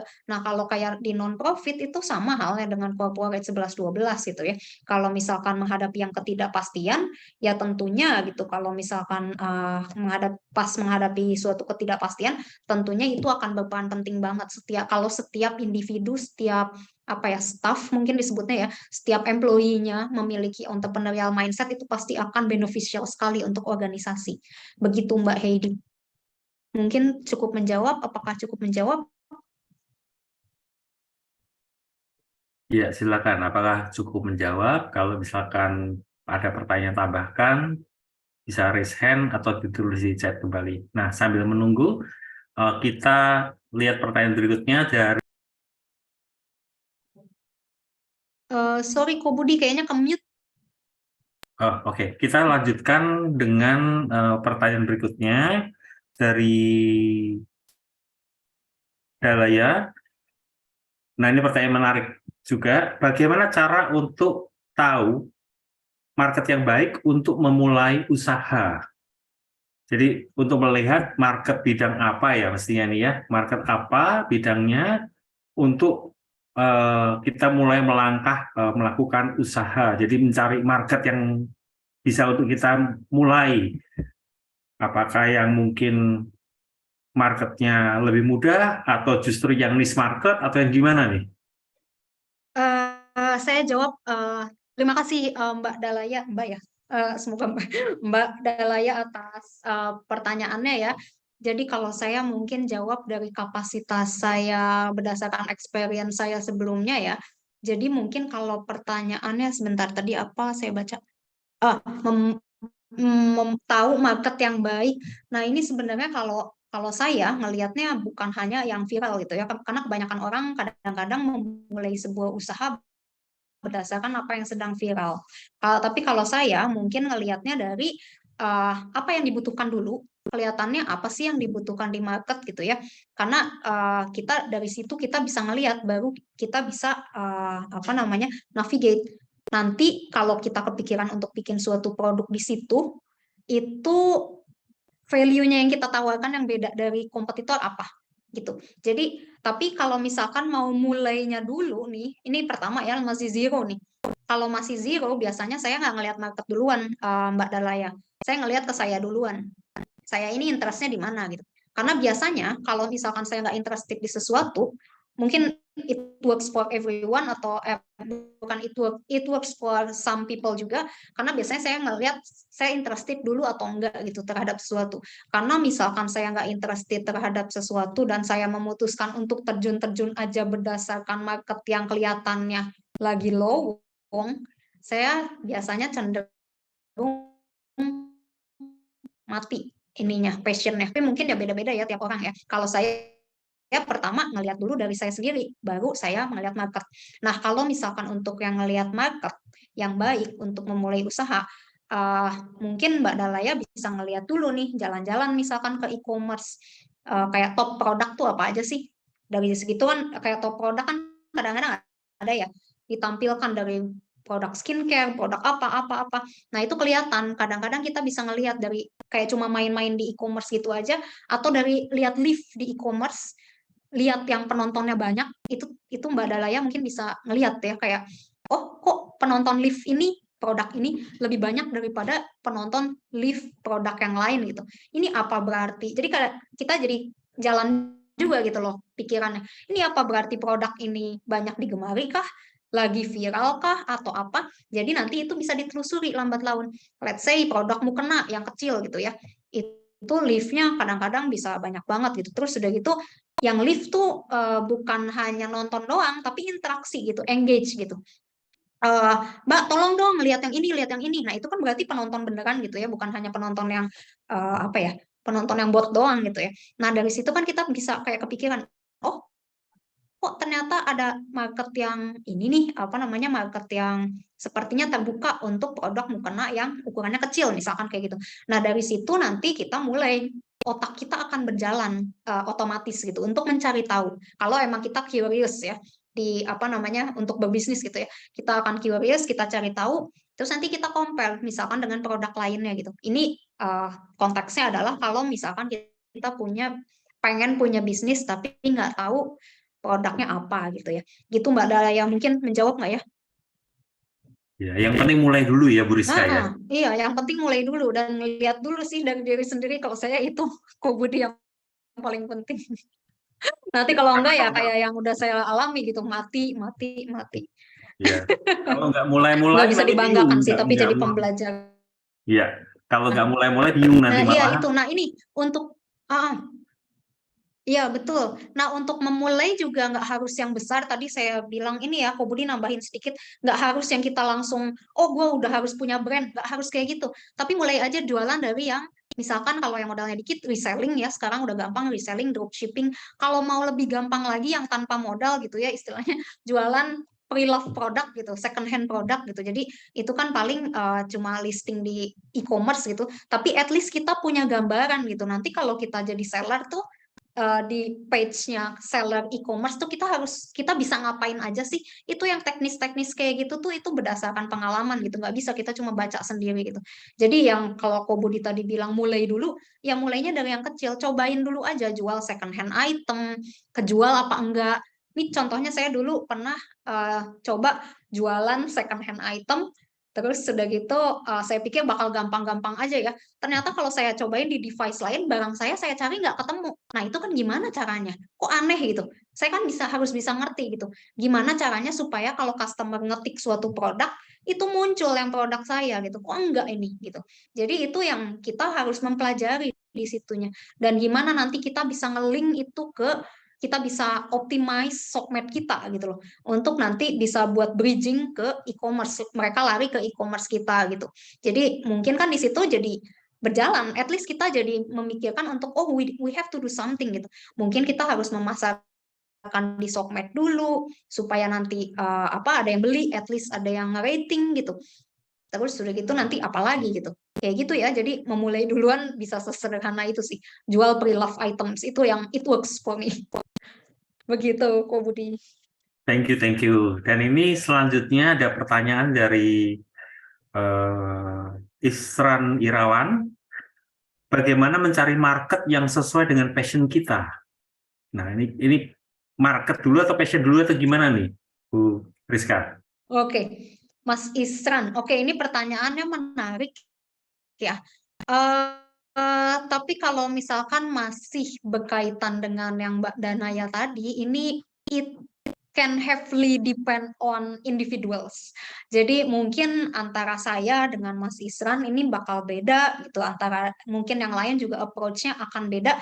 Kalau misalkan mencari market yang sesuai dengan passion kita, ini breakdown dulu nih. Yang mau dicari market dulu atau passion dulu, benar tadi kata Ko Budi. Kalau misalkan kita masih kayak nol banget, nggak tahu mau jualan apa, passion juga nggak tahu apa, ya udah kayak yang tadi saya bilang, mungkin kita bisa jalan-jalan dulu sekedar di sokmed atau di e-commerce, di TikTok Shop mungkin.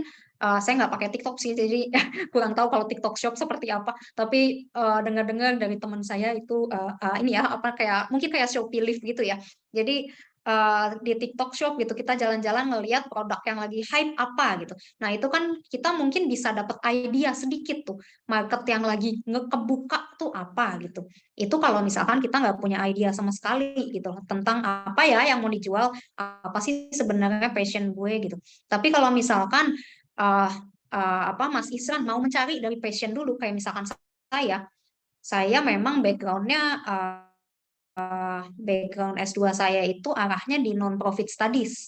Makanya saya memang ingin mengarahkan bisnis itu ke arah social business yang mana lagi digodok tapi takes time gitu ya. Dari dulu belum selesai-selesai gitu. Belum di-execute gitu karena satu dan lain hal juga. Nah, ini kalau misalkan kita udah tahu passion kita mau ke arah mana, ya udah kita kadang-kadang kita go on aja, bahkan nggak ngelihat market dulu nih. Kayak misalkan saya dengan yang bisnis rajutan, saya tuh jujur saya nggak ngelihat market, karena kalau misalkan kayak rajutan itu banyak ya. Itu sesuatu yang gampang untuk dipelajari, dan kalau mau ngejual produknya doang itu mudah sekali gitu. Tapi nanti kita bisa cari value yang bisa kita tawarin apa sih kalau emang udah banyak produknya gitu. Jadi let's say kayak rajutan saya, itu passion saya misalkan. Nah terus udah gitu value yang mau saya tawarkan nanti adalah di aspek sosialnya. Yang mana apa gitu, aspek sosialnya yang mungkin akan menjual gitu. Not necessarily si produknya. Seperti itu Mas Isran. Jadi dicari tahu dulu. Mungkin kondisinya sekarang di mana, apakah blank banget gitu. Mungkin bisa cari market dulu gitu, cari-cari. Atau emang udah ada sesuatu yang sparking nih di dalam hati gitu, yang gue udah mau ke arah sini nih, tapi cari tahunya gimana ya. Nah itu kadang-kadang kita ya udah tinggal istilahnya go on aja, kayak saya gitu ya, go on aja, tapi sembari cari tahu sih maksudnya. Atau memang kita mau meng-align gitu, udah tahu passionnya di sini, nanti kita cari tahu, kita ngelihat dulu nih marketnya ada atau enggak. Kalau enggak, oh ya udah kita hold dulu, kita ganti dulu dengan idea yang lain dan sebagainya gitu. Bisa seperti itu. Begitu Mas Isran, semoga menjawab pertanyaannya. Oke. Selanjutnya ini ada pertanyaan dari Dalaya, bagaimana cara menjadi reseller atau dropship? Karena jarang newbie yang di e-commerce. Oke. Terima kasih Mbak Dalaya atas pertanyaannya. Jadi kalau mau jadi reseller atau dropshipper itu saya nggak pernah jadi reseller sih sebenarnya dan dropshipper. Jadi sebenarnya teknis untuk gimananya di e-commerce itu saya kurang tahu jujur. Tapi kalau misalkan mau selling something di e-commerce, ya itu mudah sih step by stepnya, kayak dulu waktu Mbak Dalaya misalkan punya e-commerce tertentu gitu ya, pas sign up gitu.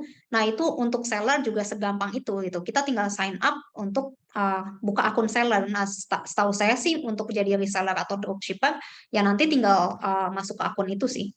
Gitu Mbak Dalaya. Jadi intinya sebenarnya coba-coba dalam arti kita beneran menggunakan nih apa yang kita punya, smartphone ya berarti ya, untuk coba-coba aja, nggak bayar kok gitu. Jadi kecuali kalau bayar gitu ya jangan ya mungkin jangan dicoba gitu. Tapi karena ini gratis gitu ya, coba-coba aja.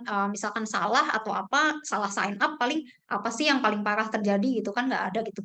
Ya coba-coba aja dulu sign up, walaupun belum ada barang yang dijual, nggak akan dicas kok gitu ya sama e-commerce gitu kalau belum ada barang jualannya gitu.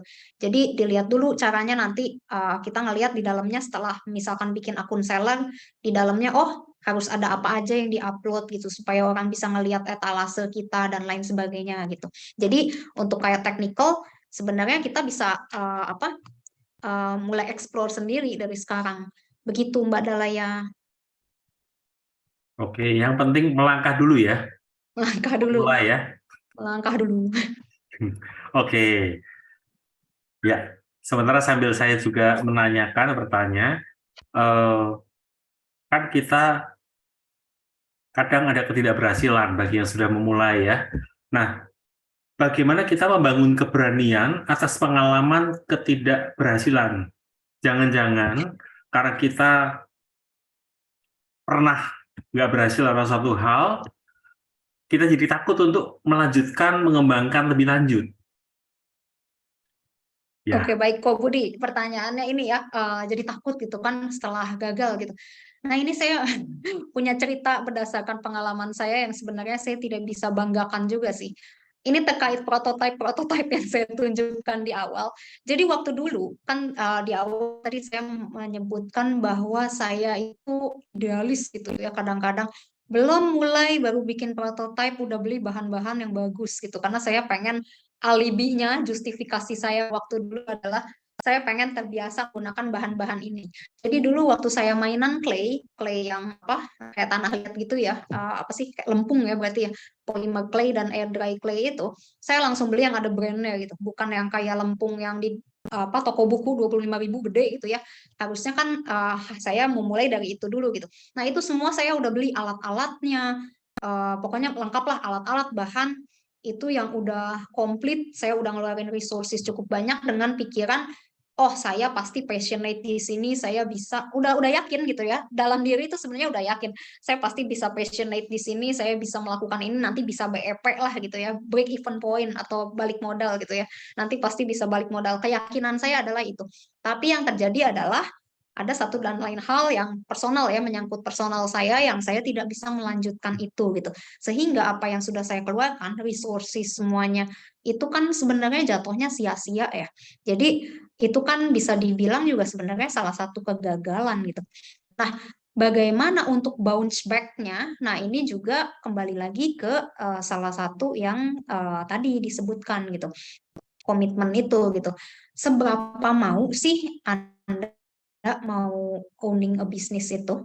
Kalau misalkan memang komitmen atau motivasi untuk berbisnis itu tidak setinggi itu, ya barangkali mungkin it's not your calling gitu. Ini bukannya maksudnya saya discourage teman-teman untuk nggak berbisnis gitu. Ya bisnis bagus, tapi it's not for everyone gitu. I'll be blunt to say it's not for everyone gitu. Jadi balikin lagi ke komitmen, benar nggak sih bisnis itu mau jadi jalan kalian? Kalau misalkan sudah gagal, memang pasti banget ada rasa kedetail gitu kayak kita, aduh kok gagal ini kemarin, ya ampun gue kayak nggak bisa ngapa-ngapain gitu, pasti ada rasa seperti itu gitu, kayak useless yang lain kayaknya, apalagi nge-compare dengan sesama yang teman yang udah bisnis yang maju gitu, kok rasanya kayak nggak bisa ngapa-ngapain, apa-apa gagal gitu. Tapi dibalikin lagi ke curiosity kita gitu, untuk nge-explore kalau satu hal tidak bekerja, ada hal lain nggak yang berbeda yang bisa juga kita pursue gitu. Oke, dan ingat juga satu hal yang diingat untuk berbisnis gitu ya, please minimize, walaupun memang kita harus bukan studi ya, walaupun kita harus benchmark dengan kompetitor dan lain-lain, please jangan secara personal nge-compare diri sendiri dengan pelaku bisnis yang lain. Secara personal ya, kalau secara profesional as performance bisnis boleh, oke. Tapi kalau secara personal kayak kok dia udah maju, gue kok belum, kok kayaknya gue useless gitu. Jangan pernah lakukan itu. Karena itu jadinya toksik ke kita sendiri dan itu nambah-nambah lagi ketakutan kita, dan kita bakal feel intimidating oleh kepala kita sendiri gitu, bahwa kita nggak bisa melakukan apapun gitu. Jadi yang pertama tadi jangan tetap selalu jaga komitmennya, ada curiosity-nya, tetap curiosity-nya dicari aja kemana gitu arahnya. Yang ketiga, stop comparing yourself with others, gitu sih Ko Budi. Oke, thank you Bu Rizka. Oke, sementara belum ada pertanyaan dari rekan-rekan yang lain, saya lanjutkan pertanyaan dari menyambung yang tadi. Kapan sih kita tetap harus jalan atau resilience, atau kita harus melakukan atau harus beradaptasi? Beradaptasi. Ya, jadi artinya kita harus tetap jalan resilience dengan suatu bidang atau topik tertentu. Kita harus tetap berjuang di situ karena ini sebenarnya cuma kita belum ketemu jalannya, atau ada titik di mana kita harus tahu bahwa kita perlu melakukan suatu adaptasi tertentu. Oke. Baik, terima kasih pertanyaannya Ko Budi. Saya lagi-lagi jawab berdasarkan observasi saya juga. I think it really depends on individuals ya Ko Budi. Jadi kalau kita ngelihat berkacanya sih saya selalu sama COVID kemarin ya Ko Budi. Jadi kalau yang COVID kemarin kita banyak ngelihat usaha itu banyak yang shutdown gitu ya. Itu not necessarily kita bisa judge seseorang itu tidak punya skill atau tidak punya mindset entrepreneur yang tepat gitu. Nggak bisa bilang kayak gitu karena itu kan salah satu difficulty yang hampering bisnis kita gitu. Kapan harus berhenti, kapan harus lanjut, it really depends on resources dari bisnis kita gitu loh. Kalau memang ada kondisinya yang kita harus stop karena kalau kita masih berapi-api nih mentally kita masih berapi-api, tapi kalau misalkan resources kita tidak mengimbangi, nggak ada lagi modal, kita nggak bisa bayar karyawan, terus sudah gitu kita nggak bisa ngadain bahan baku lagi, ya itu mungkin harus ada adjustment tertentu. Either itu, jadi tergantung kondisi bisnis masing-masing dan size-nya mungkin ya. Jadi bisa jadi kita harus nge-layout karyawan terpaksa, atau barangkali jelek-jeleknya kita harus shutdown dulu untuk mungkin nanti bangkit lagi, entahlah, atau mungkin shutdown untuk pindah ke lini bisnis lain. Itu jadi memang navigasinya bisa berbeda-beda gitu. Kalau misalkan yang saya rasakan adalah kalau misalkan resources-nya cukup, kita bisa ngitung-ngitung nih, kita bisa ngitung-ngitung lah ya. Oh, kita oke lah, kita nggak profitable bulan ini, bulan kesekian, sampai bulan ke-6 misalkan kita nggak akan profitable, tapi kelihatannya bulan ke-7 akan stop nih, kita masih bisa profitable lagi, atau mungkin kita bisa buka lini bisnis baru, misalkan kayak kemarin saya ngelihat banyak banget yang tiba-tiba jualan masker gitu ya. Oh, kita bisa jualan masker dulu sementara untuk nutupin yang boncos gitu ya. Mungkin kita bisa adapt dulu gitu. Jangan quit dulu deh, adapt dulu gitu. Kita lihat nanti ke depannya gimana selama 6 bulan itu gitu. Kalau misalkan dirasa memang tidak memungkinkan lagi, ya mungkin kita harus change strategi dalam arti ya tadi itu, mungkin kita harus pindah lini bisnis, mungkin kita harus shutdown sementara dan lain sebagainya. Karena namanya shutdown yang saya yakini adalah itu it's not the end gitu. Jadi mungkin aja kita shutdown di satu fase gitu, tapi mungkin untuk kita bisa sparking lagi di fase yang lainnya lagi. Begitu Ko Budi. Thank you Bu Rizka. Nah, tadi kan sedikit tentang bisnisnya ya. Nah, kalau tentang mindsetnya gimana? Jadi kapan, bagaimana kita tahu bahwa kita secara pribadi sebenarnya sedang terjebak pada fixed mindset?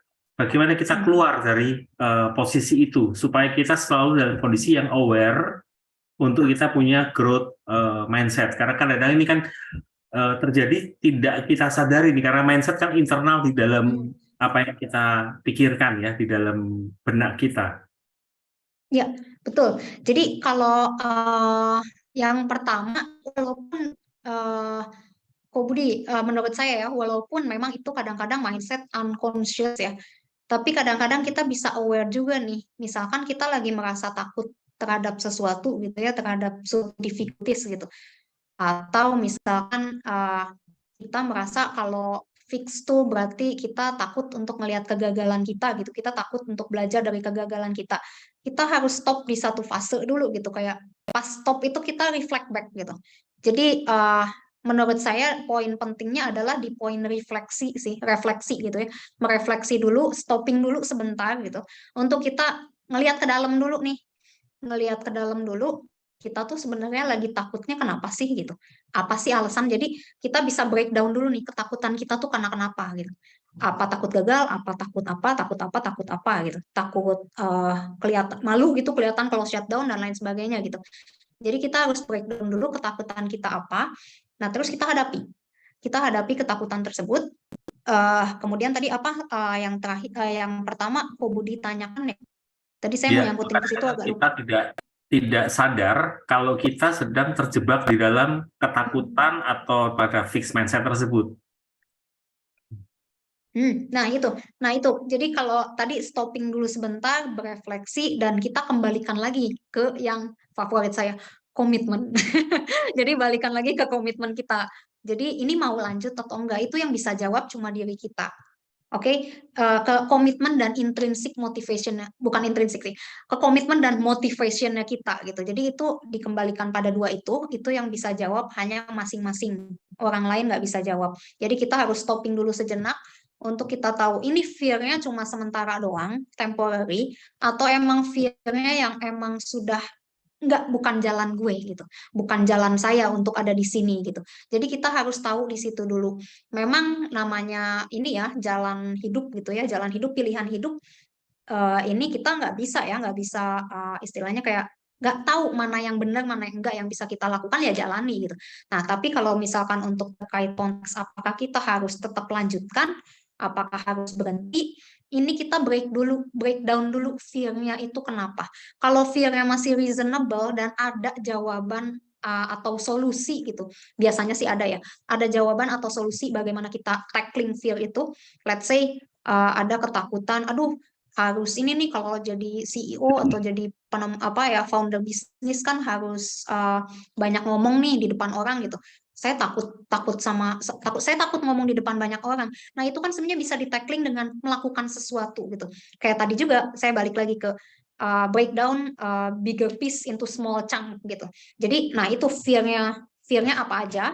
Misalkan fear ketakutan untuk public speaking, let's say kita bisa address dengan misalkan ikut pelatihan public speaking, atau mungkin kita ketemu psikolog untuk address anxiety kita dan lain sebagainya. Sama halnya dengan kegagalan. Fear kegagalannya itu awalnya dari mana?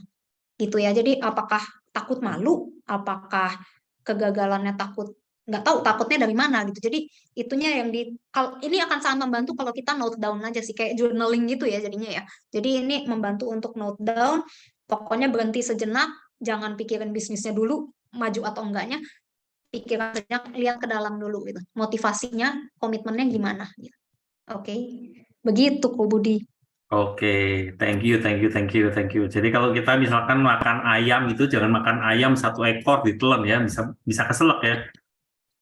Iya betul. Sayapnya pahanya Satu-satu. dipotong ya. Satu-satu baby step gitu ya, baby step.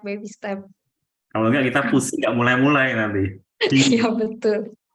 Oke, terima kasih Bu Rizka atas pencerahan-pencerahannya dan Sama-sama. materi hari ini yang luar biasa. Saya belajar banyak di sini juga bersama teman-teman yang lain. Oke, selanjutnya saya kembalikan ke Bro Yopi ya. Thank you, Bro. Terima kasih Terima semuanya. kasih. Oke.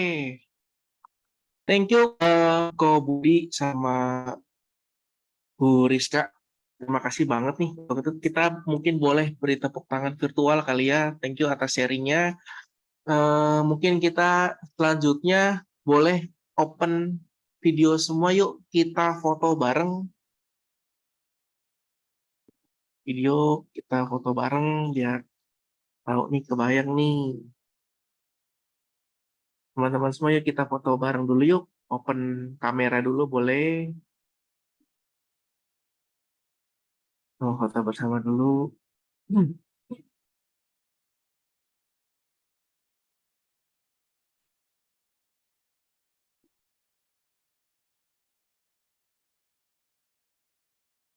Oke, saya hitung ya dari halaman 1 saya dulu. Ada 2 halaman nih. 1, 2, 3. Oke, halaman kedua. 1, 2, 3. Oke, terima kasih untuk teman-teman semua. Sungguh dahsyat sekali, luar biasa. Mengikuti nih, sudah hampir 1,5 jam mengikuti sharing. Semoga dengan sharing ini teman-teman semua semua teman-teman jadi ada pembelajaran nih ya, mindset yang bagus nih gimana nih gitu kan ya.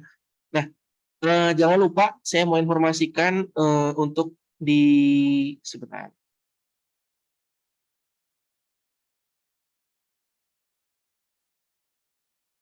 Untuk next event-nya, jadi di minggu depan, jadi berkelanjutan dari mindset ini nanti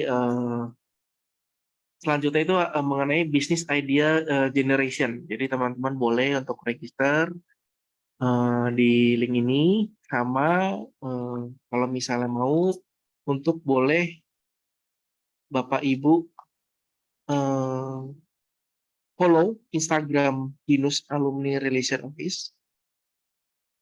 Oke, Binus Alumni Relation Office. untuk segala event yang ada untuk gitu ya. Jadi jangan lupa untuk follow. Sama untuk ini untuk alumni BINUS, kita memang sudah ada IKBINUS, Ikatan Keluarga Alumni BINUS ya. Ikatan Keluarga Alumni BINUS boleh di-follow juga, kan ada event terdekat juga nih untuk alumni BINUS. Ini memang komunitas BIK ini sama juga, under IKBINUS juga, tapi memang perkumpulan semua untuk alumni entrepreneur bisnis. Jadi boleh juga nih ikut juga untuk event BIK boleh, untuk eventnya IKBINUS boleh. Kita akan ada have fun bareng nanti di tanggal 27 Mei-nya, itu ada Dufan. Sama nanti untuk kegiatan sosialnya itu nanti akan ada acara donor darah di sekolah Strada Santo Thomas Aquino kerjasama dengan sekolah Strada tanggal 17 Juni. Nah teman-teman kalau misalnya mau ikutan boleh untuk follow juga Instagram mereka. Saya juga mengingatkan untuk teman-teman mengisi link survei, mungkin tim boleh informasi. Ada link survei acara, karena nanti link survei acara ini akan membantu juga untuk teman-teman mendapatkan e-sertifikat untuk karena telah menghadiri acara ini. Atau mungkin untuk mahasiswa boleh mengisi link untuk praktik di link tersebut. Lalu juga untuk ini yang belum join WhatsApp BIK, boleh langsung klik link di situ. Boleh juga hubungi saya Yopi untuk bisa nanti saya bantu masukkan ke grup tersebut. Kurang lebih itu saja untuk acara hari ini. Terima kasih atas waktunya. Terima kasih kembali untuk Bu Rizka ya, Bu Rizka ya. Bu Rizka, saya tanya Bu, mungkin PPT tadi boleh di-share Ibu? Iya, siap. Saya langsung Mas Yopi habis ini. Boleh. Nanti teman-teman yang ingin mau untuk share dapat PPT-nya boleh sekalian survei Ibu. Jadi nanti akan kita share untuk sertifikat dan link PPT-nya. Gitu. Jadi jangan lupa untuk surveinya Bapak Ibu ya. Itu aja. Terima kasih atas waktunya. Sudah menjelang siang. Mungkin boleh kembali ke aktivitas hari-hari lagi bersama keluarga. Mungkin kita menunggu kemudian. Oke, itu aja. Terima kasih. Boleh meninggalkan Zoom jika teman-teman ada bicara. Terima kasih. Salam Binusian. Terima kasih juga Kobertik ya. Tunggu teman-teman ini yang mau join grup BIK bisa sharing bareng Komisi Entrepreneur. Kalau saya nanti kan nanti ada acara nonton bareng ya. Ini nonton bareng nanti rencana yang lagi mau happening flash. Ditunggu nih. Jadi kita ada belajar, kita juga harus setan juga nih. Nah, thank you semuanya. Makasih Mas Yopi. Ya, Bu Budi, saya izin live ya. Bu Hana, saya izin live semuanya. thank you Bu Rizka. Ya, terima kasih. Ya, thank you Pak Budi, thank you Pak Yosefin, Pak Yudi.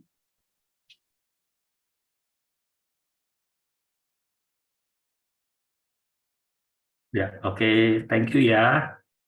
Thank you Kak Budi. Apa? Ya, selamat menjadi pengusaha dan berkarya. Amin. Betul. Saya masih harus belajar nih jadi pengusaha nih. Nah, ayo dong, ayo. Jadi pengusaha bakmi aja dulu. Oh, Bami. Oke, izin pamit ya. Ya, thank you Kak Berfik. Bye. Thank you semua, Pak Raffi juga.